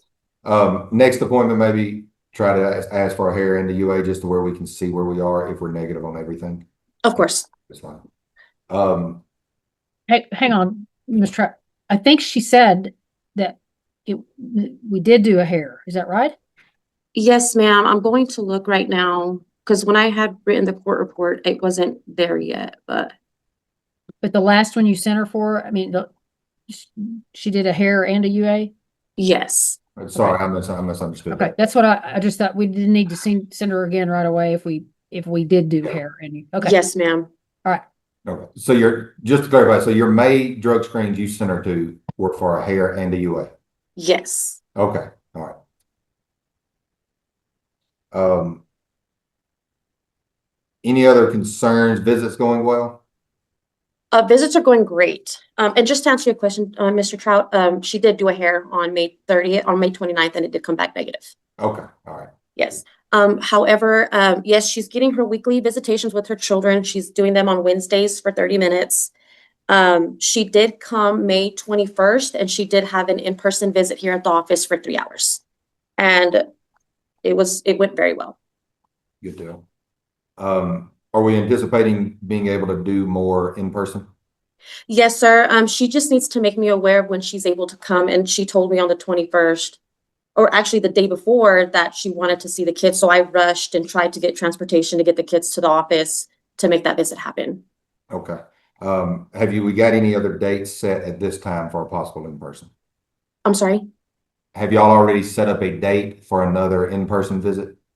No, sir. Anayeli just needs to let me know when she's available to do those in-person visits. Okay. And then we can definitely set those in person up. What kind of notice do you need for that to get transportation and everything done? At least a week, just so I can get the kids. Typically visits were supposed to happen in Plainview, so the children are not traveling that far, because it is a 4-hour drive to and from Lubbock. And to Plainview would only be an hour each way. Okay. So a week notice would be great. Okay. Any other concerns or anything with mom that you're requesting today? No, sir. Okay. Any contact with potential fathers? I did reach out to the Mexican consulate for Juan Herrera to see if they would be able to help me find him. And I have had no contact with Efren. Still running checks every month, trying to see if you can find new information on them? Yes, sir. Mom, has she had any contact with them? Either one? No, sir. Okay. Do you know when mom's last contact was with either one? I believe whenever she was at the hospital, I believe that was the father or the person that is on Aiden's birth certificate being the possible father to Aiden. That was the last time I believe she said she had contact with him. Okay. At this time, as long as things keep going well, still looking toward reunification with mom. Yes. And things are kind of headed in that direction. Yes, sir. All right. I'll pass the witness, Your Honor. Thank you. Okay. Ms. Lucero? Just a couple of questions, Your Honor. Ms. Flores, I see that you had stated that Ms. Chavez is seeing Dulce Rodriguez, I guess, for some of her services. Is that right? Yes. Yes, ma'am. Okay, so she can see Ms. Rodriguez for therapy and possibly, if I'm reading the report correctly, the WAVE class. Is that right? Yes, ma'am. Okay. And I know you said y'all are struggling to find somewhere to maybe do an OSAR evaluation since she's tested negative on hair follicle recently. Could that kind of be set aside unless she tests positive, or do y'all still want her to go through an OSAR? We would still like for her to go through that. I mean, if there's another resource when I do talk to Dulce, if there's something that she can provide me with that can kind of replace that, then that would be okay. Okay. And again, you want her to at least give you at least a week's notice so y'all can get all the logistics set up, right? So she can see her kids? Yes, ma'am, please. Okay. And as far as the ICPC, since she, just to be clear, since she's in New Mexico, out of state, that's why an ICPC is going to be required, even though she's a mother. Is that correct? Yes, ma'am. And I know that ICPC's home studies take usually longer than the ones here. So are we looking at a few months out, do you think, or do you have any idea? I don't. Sometimes they're a few months, sometimes they're longer. It would just depend. Okay. And she's advised you that she's currently working, correct? Yes. Okay. Do you still need copies of those paycheck stubs? Or has she yes. sent those to you? Yes, just to see. She did say she's getting paid by checks. So Okay. we just need to make sure that, if the children do go home, we just need to make sure she's having some sort of income. Okay. And as far as her virtual visits, she said they're every Wednesday for 30 minutes? Yes, ma'am. Okay. And I know the kids are really young, if possible, and if they can keep them engaged, could those be moved up to at least an hour since she's visiting both of them? Or, I mean. Yes, ma'am. I'd be okay with that. Yes. I'll pass the witness. Your Honor, may I address that real quick? That Sure. last question. Ms. Flores, with the kids being so young, would it be, instead of bumping up to an hour at a time and trying to hold their attention, would we be able to do multiple visits a week? Like the 30 minutes or something like that in order, since they're 5 in a year, 5 months. Yes, I think that'd be better just because Juan is just everywhere. So, I mean, it's really hard to keep him engaged in one spot for a long period of time. Okay. That would be better. Yes. Would that be accommodating, Ms. Lucero, if we could do that? Oh, yeah, that'd be great. Yeah. Okay. That'll work. I think it'd be easier to hold them for the same amount of time than Yes. adding hour to them. Okay. Thank you. Okay, you guys are working Richard really hard. I apologize.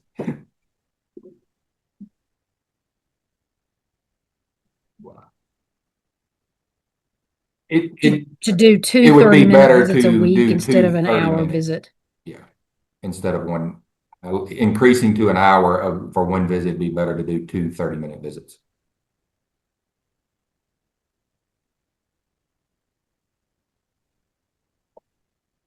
Sorry, Mr. Prowse.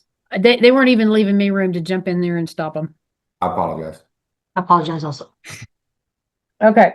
Ms. Zavala. Your Honor, I do agree on the more visits, shorter amount of, short but more often. I think that would be effective for the boys. They do seem to be doing very well in their placement. I am very glad they're together.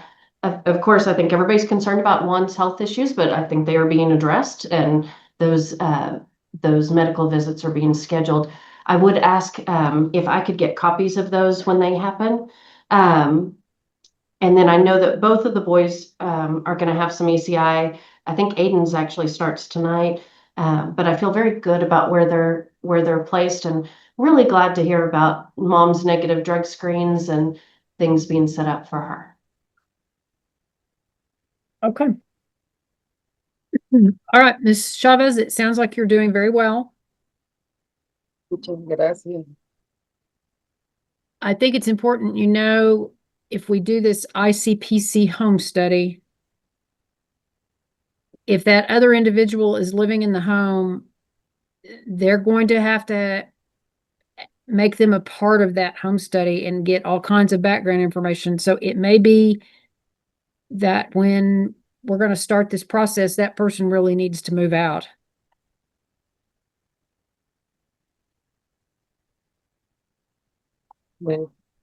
I'll let your attorney and Ms. Flores talk to you more about that, but I can foresee that could be a problem.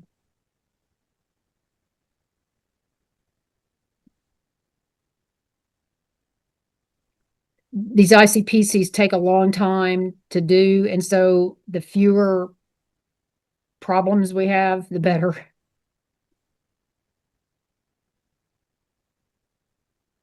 Está bien. Tomar en cuenta eso. Okay.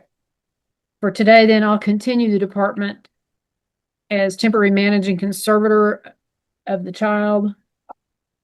And I will continue of the children, and I will continue their placement. I'll find there's a continuing danger to return the children home today, but that you are complying with your services and working with us. We're going to make a finding that neither father is in compliance at this time. I'll see you back for our next hearing on October 2nd of 2025. That'll be on a 9 o'clock docket. Judge Baker, I know sometimes it doesn't necessarily make a difference, but could you just maybe order that be an expedited? I know that we can't control what happens over there, but Yeah, to the extent that they will even honor that, I have no problem ordering an expedited by CPC. Okay. But I really want y'all to talk with her about, the fewer hiccups in that deal, the better. I will, Your Honor. I'll talk with her about it. And Judge, I was going to ask that question with Ms. Flores. We have some states here lately that seem to require a specific order for an ICPC. Is New Mexico asking for that? Or if I write it into this order, will that suffice for them? Do you know? Do I know? I was asking Ms. Flores. Oh. If I may, I believe writing it into that order would be fine. I had completed a New Mexico ICPC home study and they didn't require anything special. I will say CYFD does, that's probably the longest home study I've ever had was through CYFD in New Mexico. So it does take a while for them. Okay. Everyone I've ever had took a while, as in like 9 months. Yeah. Okay. Well, I will get it written into this order, and I'll ask for an expedited and see how that goes. Appreciate it. Okay. All right. Thank you very much, Mr. Perales. Thank you for your help today. Sorry to keep you waiting. And I'll see you all back October 2nd. Muchas gracias. Thank you. Thank you. Thank you. Thank Judge. you. Sorry, Mr. Perales.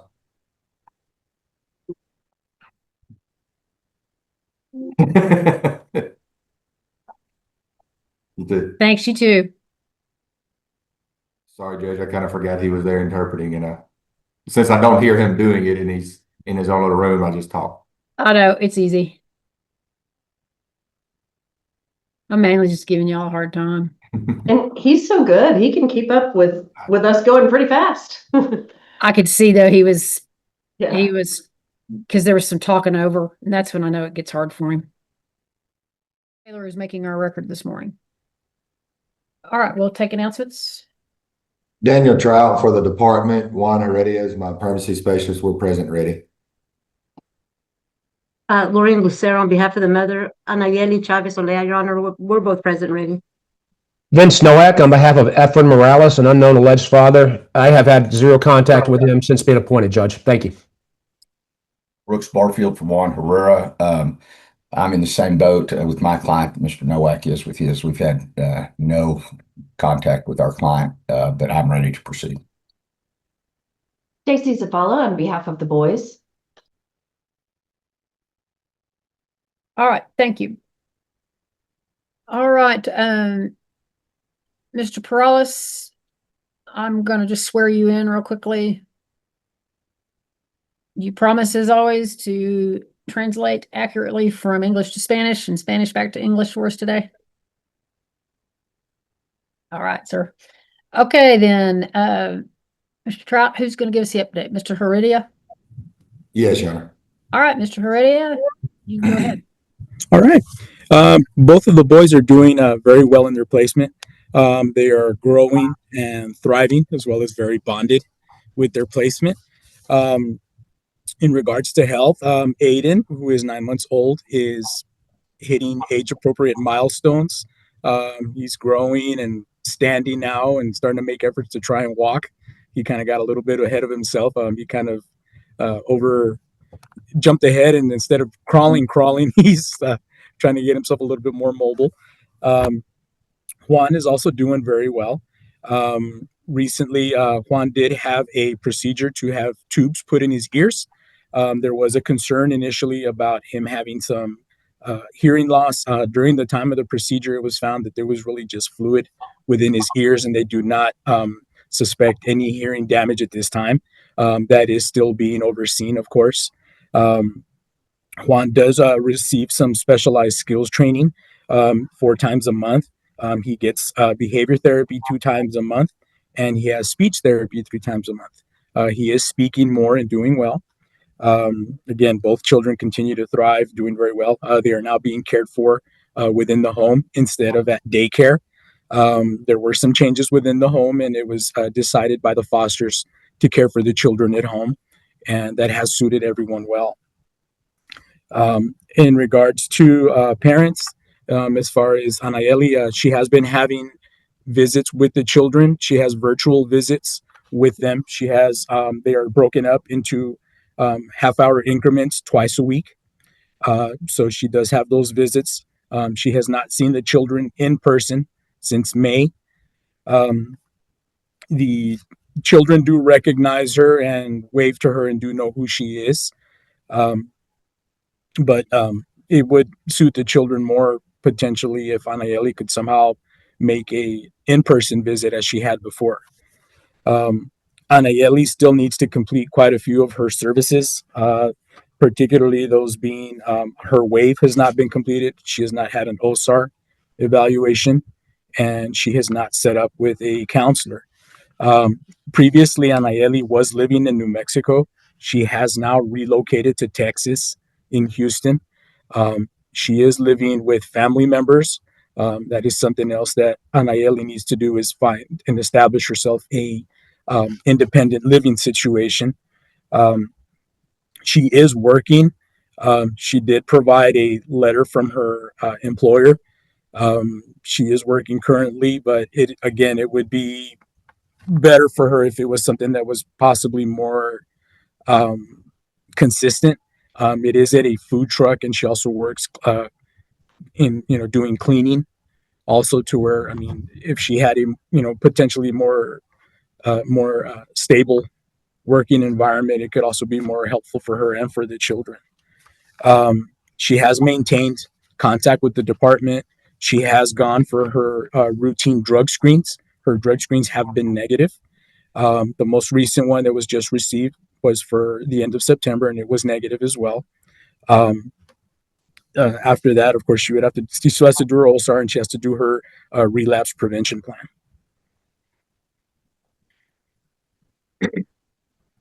Ms. Judge, if I may. Uh-huh. Mr. Reddy, at the last hearing, there was it was an ICP home study that was ordered while mom was living in New Mexico. My understanding during the middle of that, mom relocated to Houston. Has there been any type of home study run on mom, and where is she living right now? There has not been a home study done to where she is living now. Again, she is living with family. She's living with some cousins. That is what she reports. So a study as far as where she is living now has not been completed. Okay. How long has she been? Last I heard, she was kind of couch surfing and going back and forth between Santa Fe and Houston. How long has she been permanently with this family in Houston? She has been there approximately since late July. Okay. Has the home study been started? No, sir. Okay.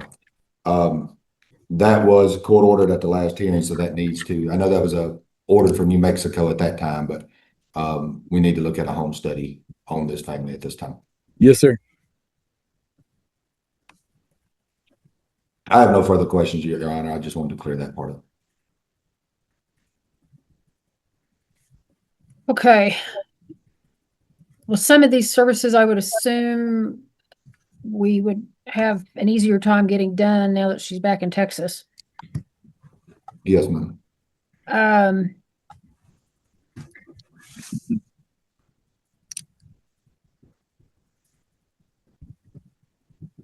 Any problem with us initiating a home study, or has she indicated that the kids could be there in that home? Your Honor, No, I'm sorry, Mr. Reddy. Go ahead. Go right ahead. Go right ahead, Okay. Ms. Lucero. Your Honor, I didn't know if you wanted me to answer that question, let him answer, or I can ask Ms. Chavez when it gets to my turn. If you know the answer, that's fine. I mean, It's my understanding that she had moved there into Houston I thought it was June, and I can clarify that with her. She is living with family. I didn't know if she does want the children there with her. So my question would be, if she's the parent, why would there be, I guess, a home study required? I guess I'm kind of lost on that. well, just because we've got other people in the home that, if she were living by herself independently, that would be one consideration, but there are other people in the home and And I understand it would be, I mean, it's information, for instance, do they own this home? I mean, what's the stability of that home? I mean, what's the size of the home? Who all is there? I mean, I think there's a lot of reasons why I would want a home study on it. And I understand that, Your Honor. I would address at this time, as far as my concerns with the home study, it's not that the folks aren't improper or anything like that, but it's my understanding that there's not going to be documentation, to do homes, to check. I guess they could probably do if CPS has been involved or there's any kind of criminal history or anything like that. But as far as, I mean, the court's aware that the reason that Ms. Chavez works the way that she does is that's the only way she can work. I mean, she can't go into a place and apply and fill out a 9-9 and get a job. So that's what I'm trying to clarify for the court. And I think the folks that she lives with is the same way. And Mr. Heredia, is that why you've referenced she needs to get independent living? Yes, Your Honor. Anayeli had reported that she does, both herself and her family tend to be a little bit guarded as far as offering up information at times, just for fear, because of the families and extended family situation. So they might be very reluctant to even participate in the home study. Yes, Your Honor. Okay.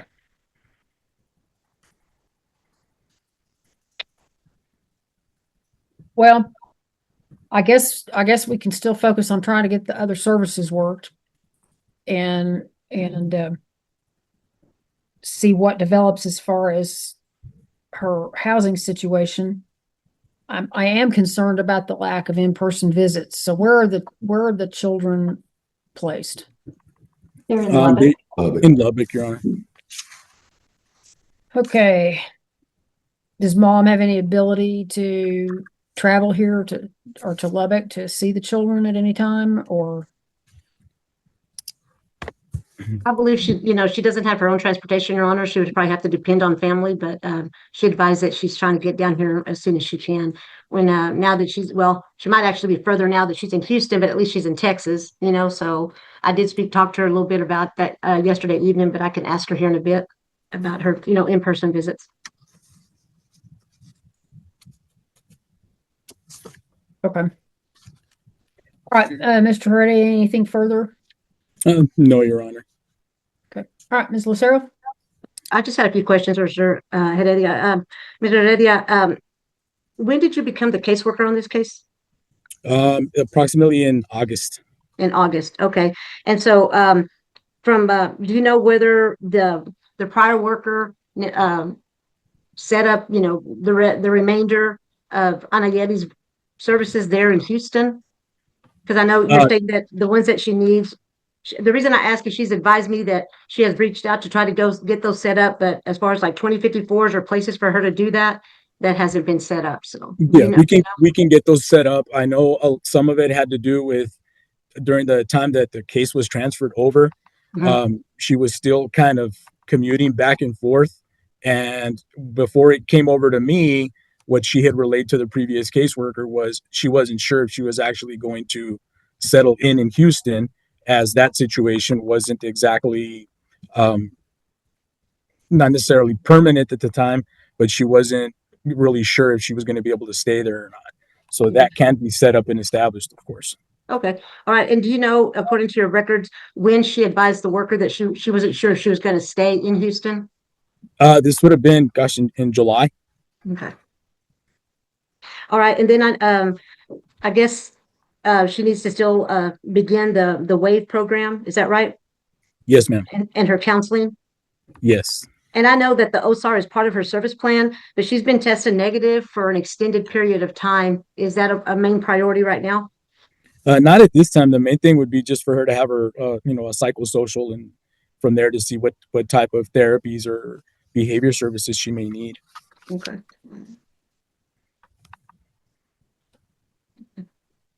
And if the family that she's living with let me ask you this, is there a courtesy worker yet that has gone out to the home? That is being set up for her also. And that courtesy worker, if the family members are willing, she could find out who they are and do whatever kind of background check she's able to do with the information that they provide?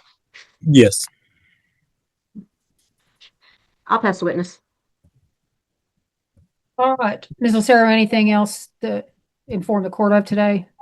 No, I was nothing to inform. I was just going to clarify with Ms. Chavez about visits and things like that when it gets to be my turn on that, Your Honor. Well, you can go ahead and do it right now if you want. Okay. Ms. Chavez?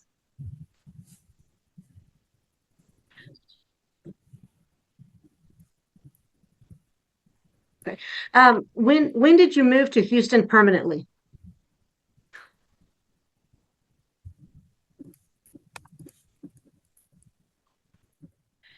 Now, when you moved there permanently, did you let your worker know that you had relocated permanently to Houston?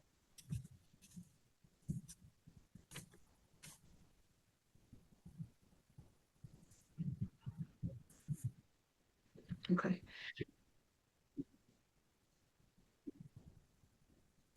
Okay. And all right. And you're currently living with a couple of cousins, is that correct? Okay. And you understand? Okay. And you do understand that the department or St. Francis will send someone out there to see where you're living and who's living in your home? Do you understand that? Okay. And so you need to provide that information, where you live, things like that to Mr. Heredia. Do you understand that?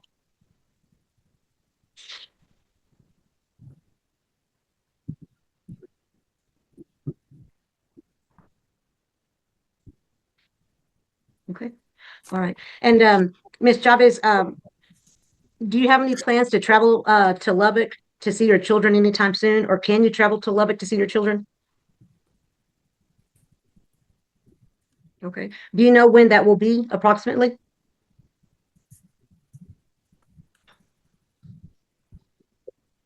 Okay. Okay. So you do understand it's important that you begin seeing your kids face to face on a regular basis, right? Your Honor, I'll pass the witness. Ms. Chavez, are you willing for someone from the department to see your home where you're living?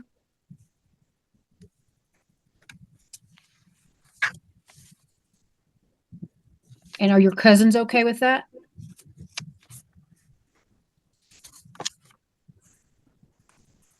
Are they renting or do they own this home? Are you on the lease? Is it all right? Is it okay for you to be living there? I mean, is it acceptable to the landlord? How big is it? Is there room for the children? Would they share a room with you, or how would that work? But would they share that room with you, and then your cousins would be in another bedroom? Okay. Do you have any way to get to Lubbock to see the children? Can you do that anytime soon? All right, I'm going to want Mr. Heredia to talk with you at some point and try to get something scheduled and set up for you to see the kids. Mr. Heredia, because of the distance, obviously I'd like that to be for as long a visit as it could possibly be. Yes, Your Honor. We could even, I mean, depending how long she's there, I mean, if she's were to be there, let's say at least 2 days, she could get consecutive visits back to back, extended period, of course. Okay. Mr. Heredia, how long has she been negative on her drug screens? On her drug screens, Your Honor, she's been negative pretty much on all of them.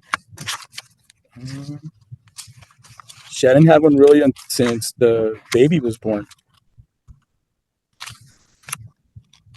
Okay. Yeah, she'd been negative January, March, May, August, September. All right. Okay, Ms. Lucero, anything further? Nothing further, Your Honor. All right, Mr. Barfield, anything today? No, Judge. Unless somebody finds my client, there's not much I can do. All right, Mr. Nowak. Likewise, Judge, I'm in the same situation as Brooks. I suspect the department has made efforts to find them, to find my guy and to find Brooks's guy. I got nothing to add, Judge. Thank you. All right, Ms. Zavala. Your Honor, Kelly's gotten to see the boys in person just recently. They're doing really well. Aiden might have some issue with his left shoulder that they're just going to get checked out. He's just kind of not using it as much as you would think. Juan's speech has gotten a lot better. Before moving to this placement, he only had about 15 words. He's got about 26 now. He's making some progress and working with ECI. So the boys are doing really good. It sounds like mom is making her virtual visits. It does sound like sometimes those visits take place as she's walking through the grocery store or things like that. It might be a little bit better for her to be seated and focused on the kids, but she's there, she's interacting with the kids, she's getting it done. So the boys are doing really well. And I do recommend that placement continue at this time. And I would love to see mom be able to have some in-person visits. All right, we are coming up on a dismissal date of December 22nd. And as everybody knows, I mean, we haven't extended the case. That's always an option. I'm really less concerned about the drug issue at this point in time because, mom's been tested negative for us for such a long period of time now. And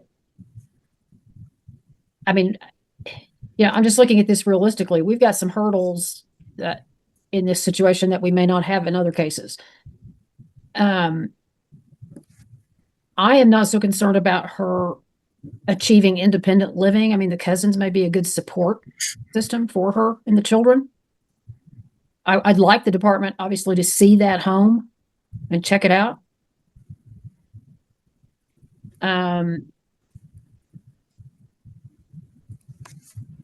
not going to require her to do the OSAR in the relapse prevention. What I want her to concentrate on is, if she needs a second job or to find something that maybe gives her more hours. And I understand the challenges as Ms. Lucero has talked about it. I get that. But what I'd really like to see between now and December is for her to try to achieve, some financial stability. I'd like for her to do the wave just because I think there's some very good information for her there moving forward. And the same with the counseling. So if we can get her set up to get started with the counselor. And quite frankly, if we can get her started with the counselor, I think they could cover the wave issues. And let's try to boil this down a little bit. So if we can get her started with the counselor, I'm happy if they will cover the dynamics that typically are covered in wave. You guys all know I'm about one-stop shopping in certain situations. So let's focus on that, on getting her with the counselor. Let's focus on financial stability. And I'll be honest, what I'm really thinking about is come December, we do a monitored return. If the living situation, if the home is acceptable, and I understand it may be crowded, but these are little ones. And so that's what I'm looking for in the next few months. So I want to make sure Ms. Chavez understands what I really want her to focus on: the counseling and her job situation and financial stability. And then to be able to visit in person with the kids as many times as she can between now and then.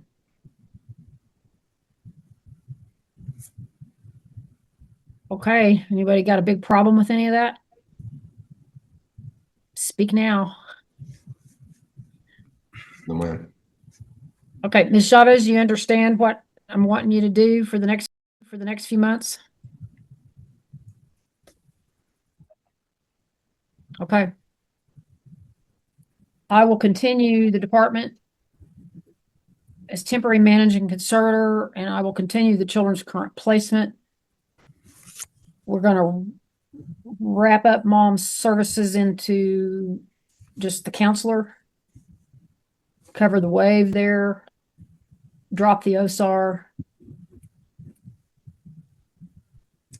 Ms. Chavez, it's really important your drug tests stay negative, because if you have a positive test, that's going to bring in a whole new set of issues.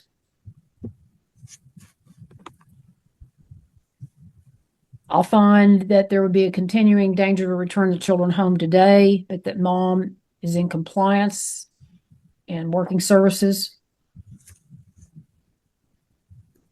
Fathers are obviously not in compliance.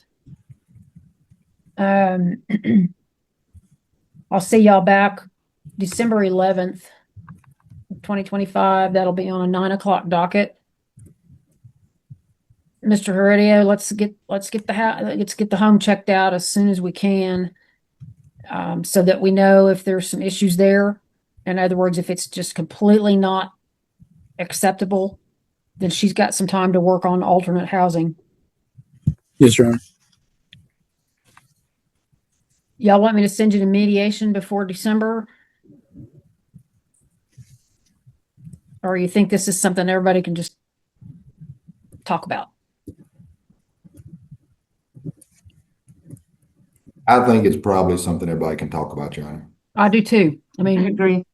the dads are obviously not an issue at this point in time. So unless, Mr. Nowak or Mr. Barfield just feel contentious, which, they're both capable of being. When I subbed for Brooks the other day, I promise you, Brooks, I was not contentious. He was a perfect Southern gentleman the other day. Okay. Well, I mean, everybody kind of knows what direction I'm leaning at this point, but we'll see what we find out about the home and what else might need to be done. So, okay. All right, Ms. Chavez, best of luck to you. Concentrate hard on those few tasks. Okay, thank y'all. I'll see you then. Thank you. Thank you, Your Honor. Status hearing, we're conducting this through Zoom Thank you. under a finding of good cause and agreement of the parties. We are live streaming, and Ms. Taylor is making our record this morning. Okay, we'll go ahead and take announcements. Daniel Trout for the Texas Department of Family and Protective Services. Juan Harada is my permanency specialist. We're present ready, Your Honor. Jay Michelson on behalf of the father, Chris Hyatt. He's present and we're ready. Savannah Kincaid, I represent Miss Bray. I've spoken with her, and last week I told her that we had passed around an agreed order. She may have misunderstood and thought she didn't need to be here, but she has maintained contact with me, Your Honor. Okay, does she go by Bray or Greer? I have her in mind as Bray, but she may go by Greer. Jessica's her name. Okay. And we have her played in as AKA on this one, Judge Greer. Okay. T.D. Hammond for Braden Reed to proceed, Judge. Okay, thank you. All right, then, who's going to give us the update? Mr. Heredia? Yes, Your Honor. Yes. Okay. You may proceed. Juan, you can go ahead and give an update to the court on how everybody's doing. Okay. My name is Juan Heredia. I am the permanency specialist for St. Francis Ministries, and I am the caseworker for Braden. Braden is 13 years old. He is currently placed at the Boys to Men RTC that is located in Houston, Texas. Braden is adapting better to his environment. He is receiving treatment for emotional disturbances. He has had 2 psychiatric hospital stays within the past month. Both visits were for a couple of days. The latest one, he was released on Monday. He is doing well back in his placement. There are some parameters in place to help him gain better coping skills, and also to have better mechanisms for being able to control his outbursts, and making it known when he's uncomfortable in a situation or when he feels overwhelmed. Braden is up to date on all his medicals. He is healthy physically. He has been having contact with his parents over the weekend. He has virtual visits with his father, Christopher, and his mother, Jessica. Those visits are scheduled for 1 hour each individually. And that is the update that I have on Braden. Juan, as to parents, we have filed service plans. Has either parent signed service plans yet? Neither parent signed. Okay, but they were filed. They have received copies of them? That is correct.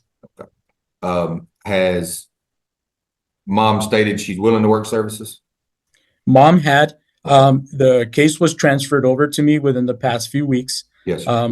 So with the previous worker, she had stated that she wanted to work services. The contact that I have had with her, she said she was willing to work services. In recent contact with Christopher Hyatt, he has stated that he was willing to work services. However, he was not in agreement of the plan. Okay, but he is willing to work with us on some services? Yes. Okay, all right. But have you been able to send a copy of the services to him? I will be having to meet with Christopher, as we do have assessments that need to be done. Okay, all right. Other than that, parents have been cooperative? Yes, with myself, yes. Okay, all right. You stated that Dad, I know the report stated Dad had canceled some visits and visits hadn't been happening, but you said that he has had visits now. Yes. Okay. The only visits that have been missed have been when Braden was in the psychiatric hospital. Okay, all right. So everything's going fine on that front right now? Yes, it is. It is at this time, it is improving. Okay. So with what's going on with Braden, And today you're asking the court to continue the temporary managing conservatorship and to make service plans in order of the court. Yes, sir. And you believe that's in best interest of the child? Yes, sir. I'll pass the witness, Your Honor. All right. What services has he indicated he's not willing to participate in? The Mr. Hyatt had indicated that he was in opposition of the entire service plan. He felt that he was being punished while for having done as best as he could for his son at the time. But there was no particular thing that he was in opposition to. It was as a whole. But now he's saying he is willing to participate? Yes, Your Honor. Okay. All right. Ms. Kincaid? Not much to update, Your Honor, other than Ms. Hyatt has, or no, not Ms. Hyatt, I'm sorry. Jessica has taken a look at the service plan. I know she's looked at it through our app, and she's indicated to me that she's signed it. So she may not have gotten it back or may have sent it to the wrong person. But if it isn't signed, we can get it signed, Your Honor.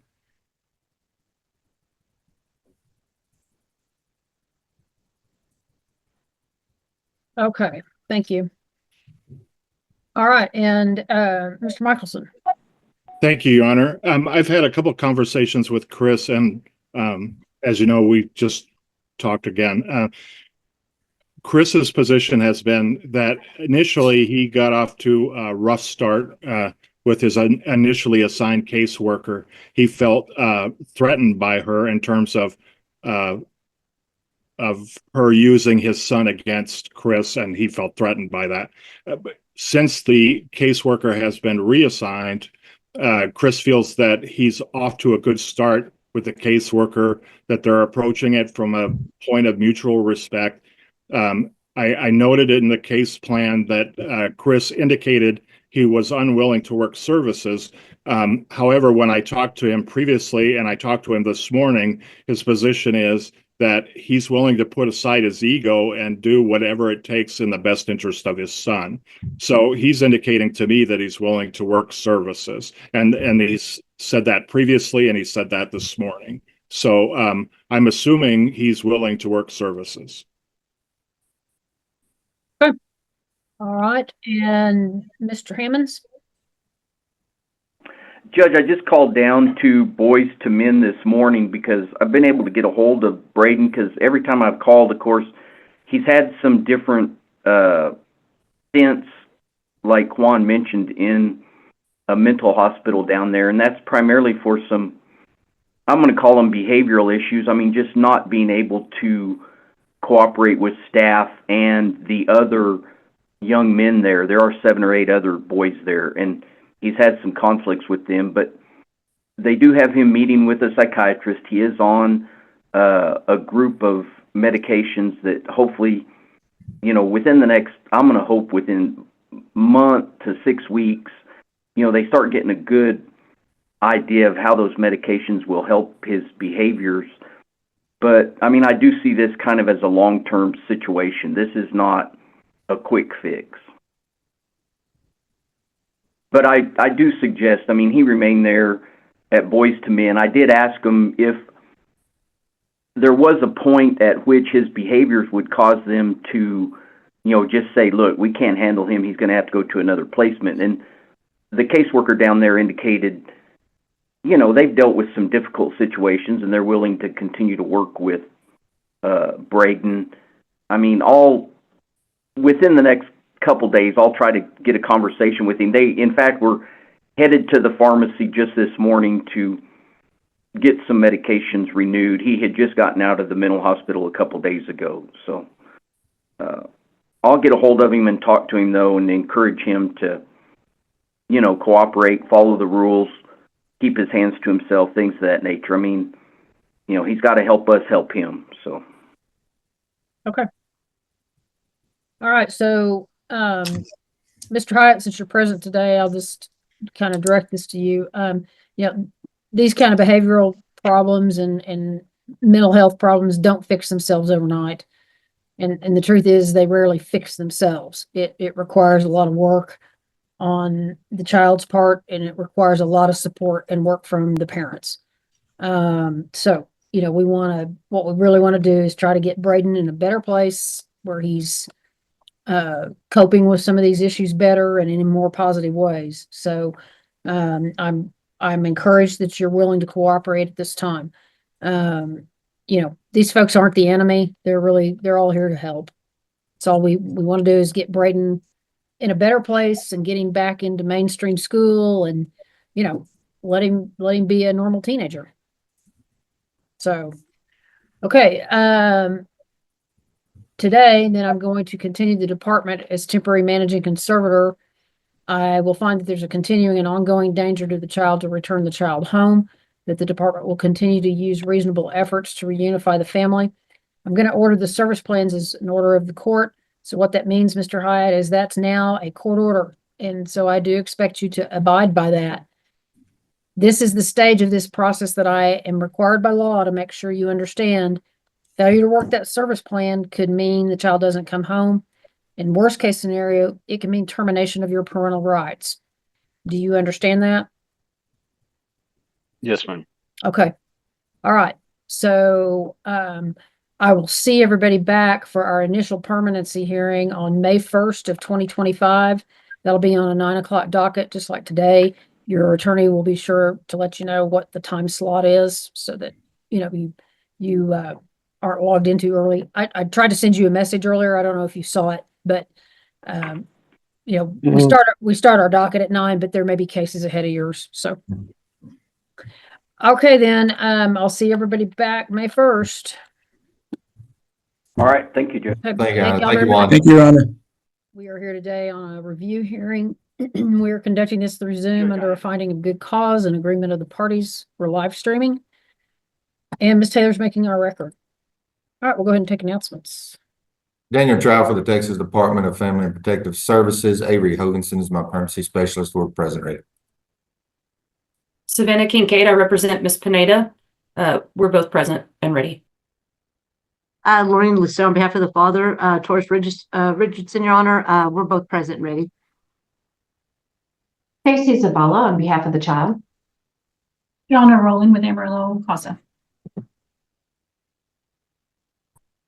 All right, thank you. Okay, let's go ahead and get our update. Lazarius has been doing amazing in his new placement.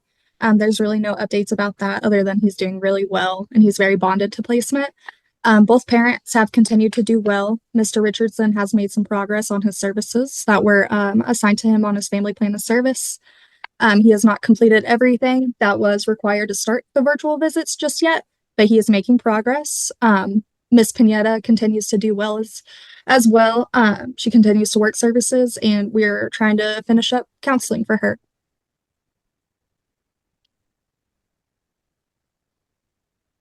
Okay, so what about the drug test situation? Miss Pineda last month did not screen for me. She stated that she had to work. Mr. Richardson didn't drug screen for me in the month of December, I'm pretty sure, because he stated that he didn't have the car. But Miss Pineda did drug screen for me and it came back negative. When did she go for you, Avery? Let me double check that really fast. Because it was a November test she didn't show for, correct? Yes. Yeah. For December, she went on the 13th. And that was a UA? Yes. Okay. All right, and what was the last screen we had on Mr. Richardson?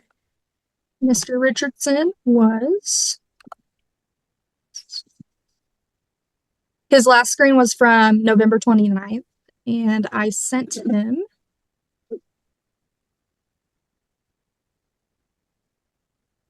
And that's the one he did not show for? He showed for November. He did not show for when I sent him December 13th. Okay.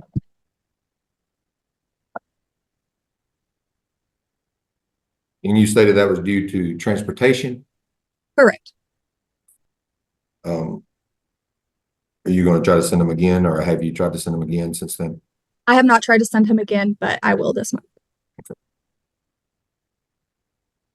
Okay, so Mr. Richardson, if you don't have transportation, you need to contact your caseworker, and often they can make arrangements to get you there. Yes, ma'am.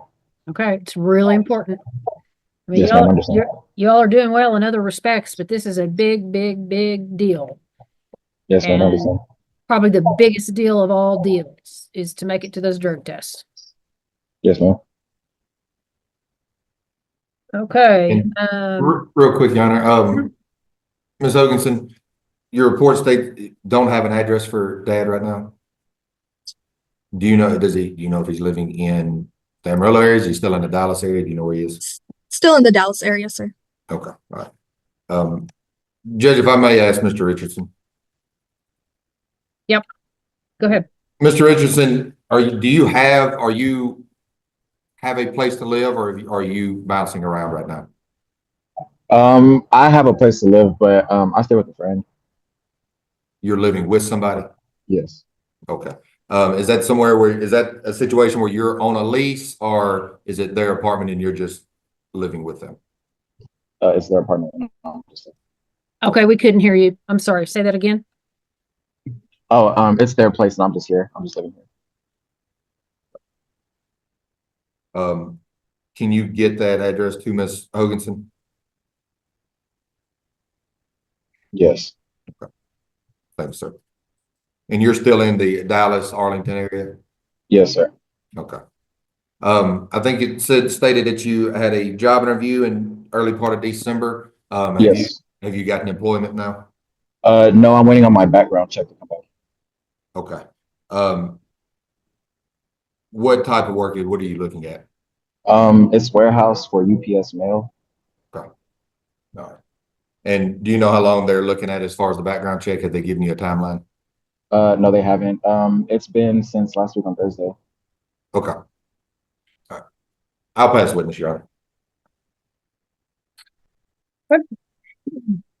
All right, Ms. Kincaid. Nothing to add, Your Honor.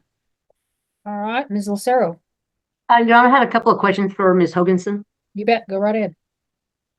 Ms. Hoganson, you did state that Mr. Richardson is starting to make progress. According to your records, I just want to make sure we're all on the same page. What does he still lack before he can start his virtual visits? Visits with Lazarius starts. Yes. I know it was 3 BIP courses and Yes. his psychosocial exam was needed. He's completed the counseling and the parenting part. Okay. All right. And then has he advised you that that he's working on getting started on those BIP classes? Yes, ma'am. Okay. And just to be clear, on those BIP classes, is that something the department covers cost, or is that out of pocket for him? I haven't received any word from who's providing those services, but if we can submit a reimbursement if he has to pay for it out of pocket. I'm unsure of that. Okay. And then the psychosocial, will he just does he have the information to get that done? What to do and everything? Okay. Okay. Yes, all right. That's what I needed. I'll pass the witness.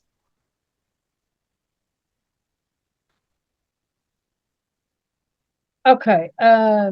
Ms. Zavala. So I just want to clarify, mom has now gone to drug screen when you've requested. Correct. Okay. And that has been negative? Correct. So the in-person visits with Lazarius are continuing? Correct. Pass the witness.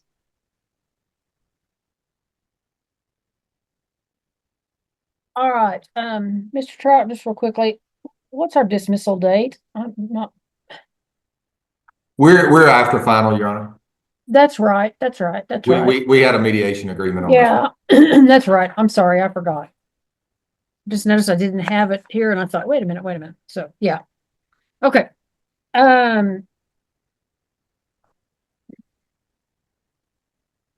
right, and Casa?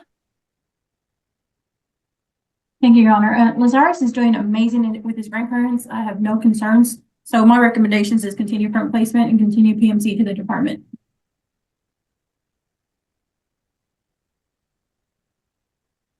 And Your Honor, I failed to say that I also met with him in the grandparents' home. The home is appropriate and he's doing well. All right. Okay, anybody else have any other questions? All right, then. I was just gonna ask Ms. Hoganson, I apologize. Ms. Hoganson, once, Mr. Richardson completes, those three, well, I know he needs to complete the BIT program, but once he completes those first three and he gets his, psychosocial evaluation done, will, at that point, the virtual visits, y'all will get that set up for him? Is that right? Correct. Okay, all right. I just wanted to be clear, Your Honor. Thank you. You bet. Okay. All right, then I'll continue the department as permanent managing conservator and continue the child's current placement. And we will get together again June 26th of 2025 for our next review hearing. That's on a 9 o'clock docket, unless we need to get together before that. I know that sounds like it's a long way away. So if somebody needs something earlier than that, let me know. All right. Thank you all very much. Thank you. Thank you. Thank you. Thank you, Judge. I think this is my last one with you today, if I could be excused. Sure. Awesome. Okay. Thank you very much. Have a good day. You too. Okay. Sorry, y'all. Yeah, TD Hammond's back from the Yeah. breakout room. I'm sorry to do that to y'all, but I've got a bunch of people that are in the waiting room that are going to be ready to go Yeah. here in a couple No, minutes. we're good. We're good. Yeah. Okay. All right. As soon as I got everybody back, we'll get going. And before we get started, I have signed the forms that I needed to sign, and we sent those back. Hopefully, y'all got them. Okay. They did, Bruce. That's what Tippy and I talked about a while ago. Okay. Holidays delayed me getting that done just a little bit. I understand. Holidays delayed and me some a other whole things. lot.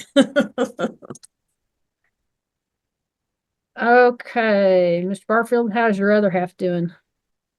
Okay. Breathing treatments. Pneumonia's not fun. No, I know. Yeah. No, I've got. Yeah, I've got between. I have another good buddy who just had double valve replacement down in Houston. I got Jonna, and then other things, as you know, going on. So I'm kind of, going to lock myself in a room somewhere, I think.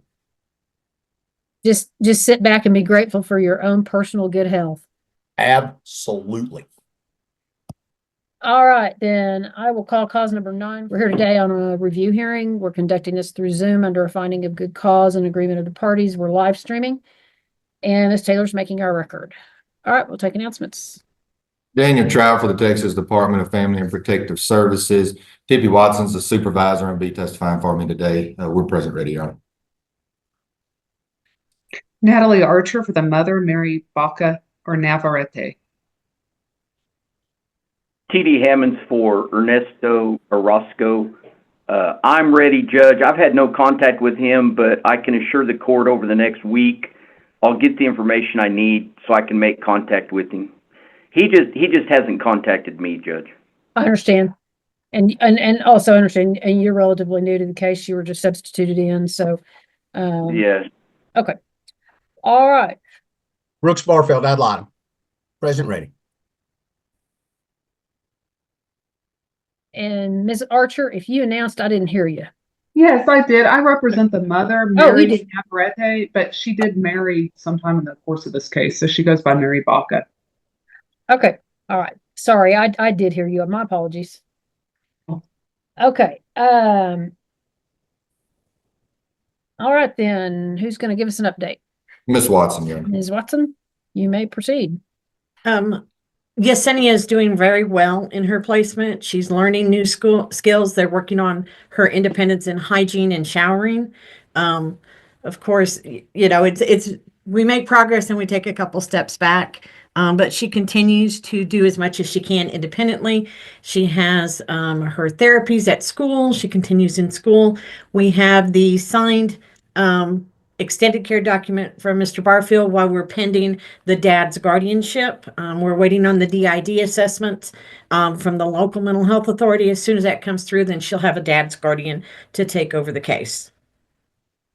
We have not had any contact with Ernesto Orozco.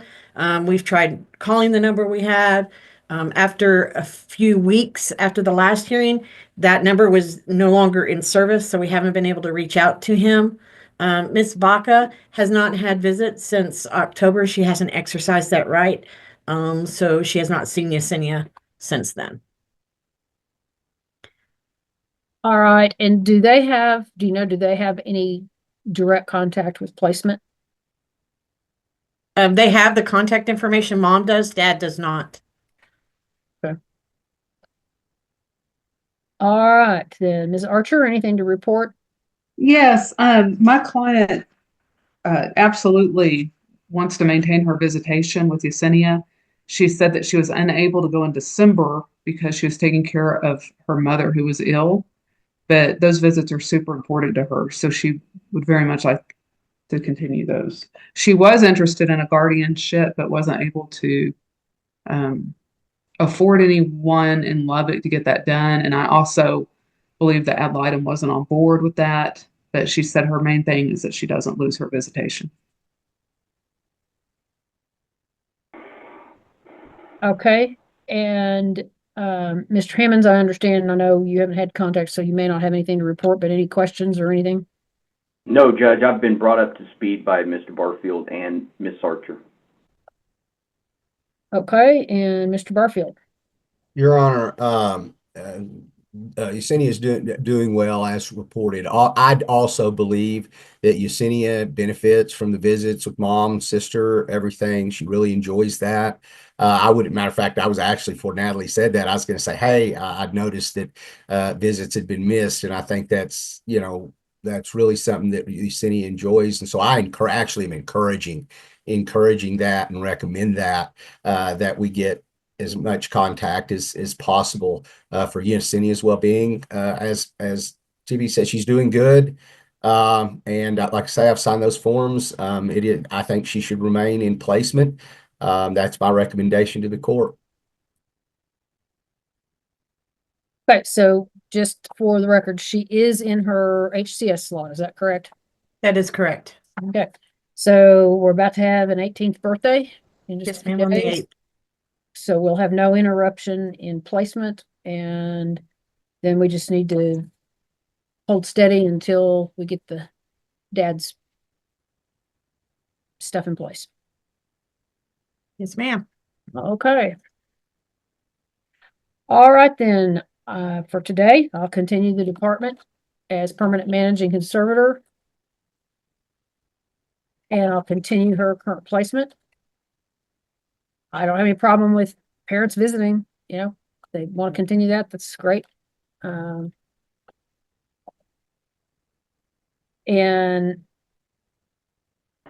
we do have a next hearing date scheduled with the anticipation of the extended care agreement. So we are set for June 5th of 2025 on a 9 o'clock docket. My guess is that probably will go away, but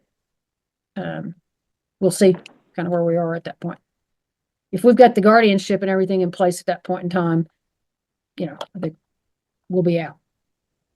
Yeah, and I just want to add just briefly that this case is I don't think I'd ever be on board with a parental guardianship, just for everybody's knowledge. So just everybody know that.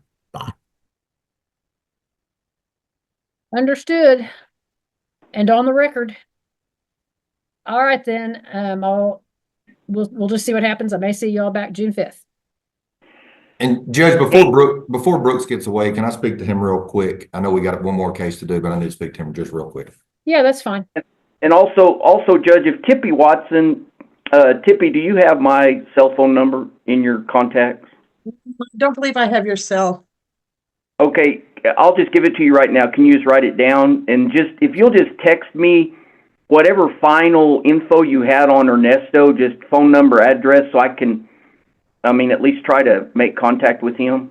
Okay. Okay, my cell is 806-23. All right, I'll send you what we have. Okay, thank you. You're welcome, sir. Thank you, Judge. You bet. So, Mr. Barfield, room 1, and Mr. Trout, you can go back to 1. I don't have my return to room up on mine anymore, Your Honor. You'll stick me in this. I don't know. You're still assigned there. I'll tell you what, let me just recreate. Hang on. Everybody just stay where you're at. Let's just start over. Okay. All right, there you go. Thank you. Yeah, I don't know what happens. It just went away. That's okay. For a review hearing, we're conducting this through Zoom. We are live streaming and Ms. Taylor's making our record. All right, we'll go ahead and take announcements. Daniel Trout for the Texas Department of Family and Protective Services. Avery Hoganson's my permanency specialist. We're present ready. Stacy Zabala on behalf of Emma, and mom didn't log back in for this one? Okay. No, but she's out of this one. Yeah, rights have been terminated on this. Oh, that's right. That's right. Okay. Donna Rowland with Emerald Casa. All right, thank you. Okay, Ms. Hoganson, if you want to give us an update, that'd be great. There's really not too much to update. I mean, Emma does amazing in placement with her aunt. She's very bonded to her aunt. I think that's the perfect place for her, honestly.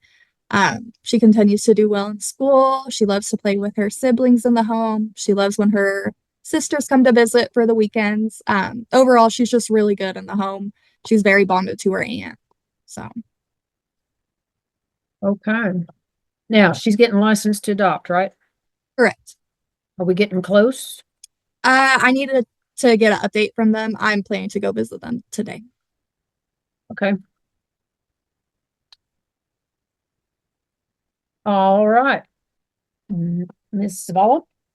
Judge, I agree with everything Avery has said. Emma is doing great. With her aunt is where she needs to be permanently. I hope that adoption goes through soon. The only reason I didn't sign off on this order is that Emma's in a really weird situation. 5 kids total with cases in different standings. And so like when her sisters come to visit for Christmas and they're all there at Christmas and then they leave to go do a visit with mom, and she doesn't get any contact with mom. And I 100% understand because mom's rights were terminated in this case and we've got different timelines, different situations, but that is pretty hard on Emma. Now, I was very frustrated and concerned when there was some discussion about mom missing a drug test in the previous hearing, but it sounds like she's now showed up.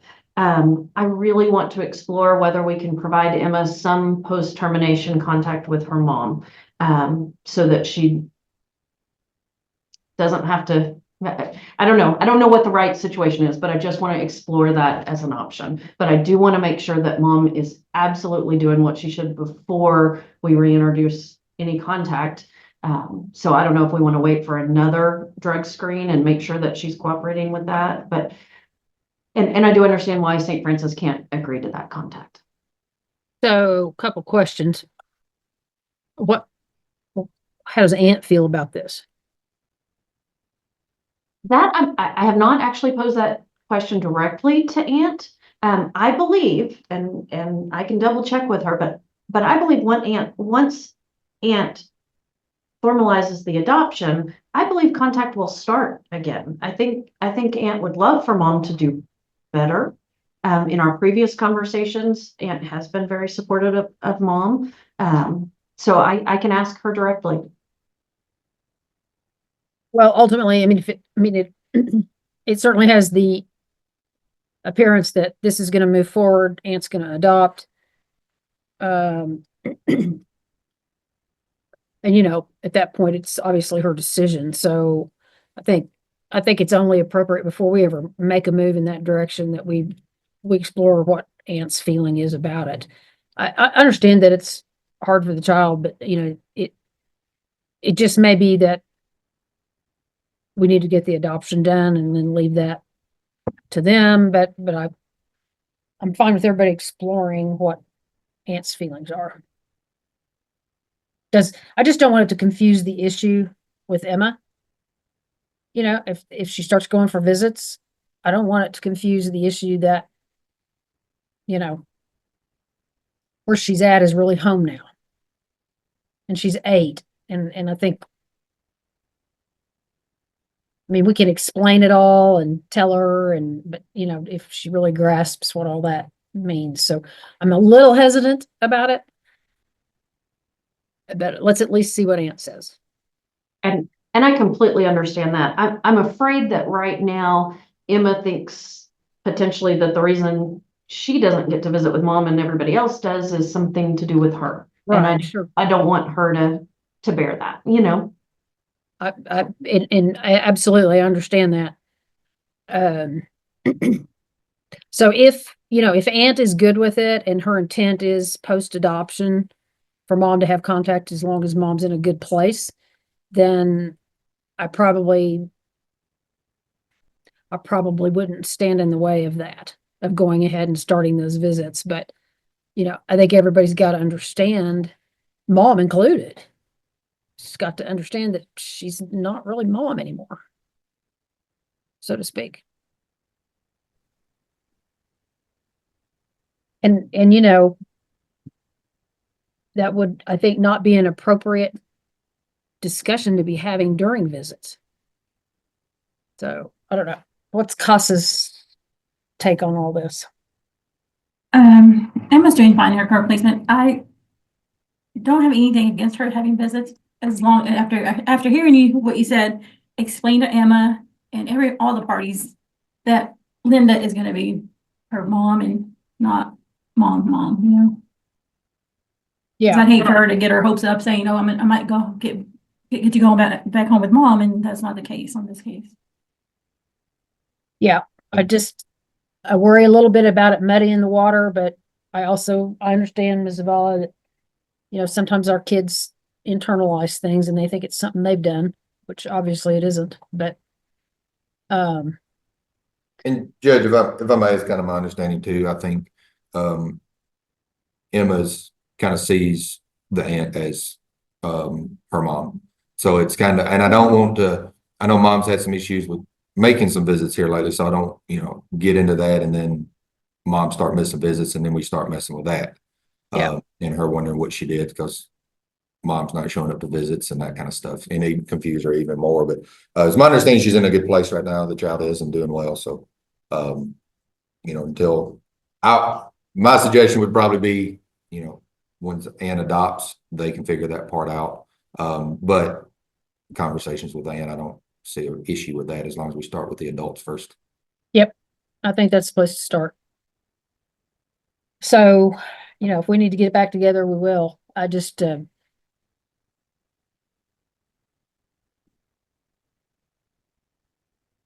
I guess I would want Emma to have a really clear understanding that she is at home now, and that's where home's going to be.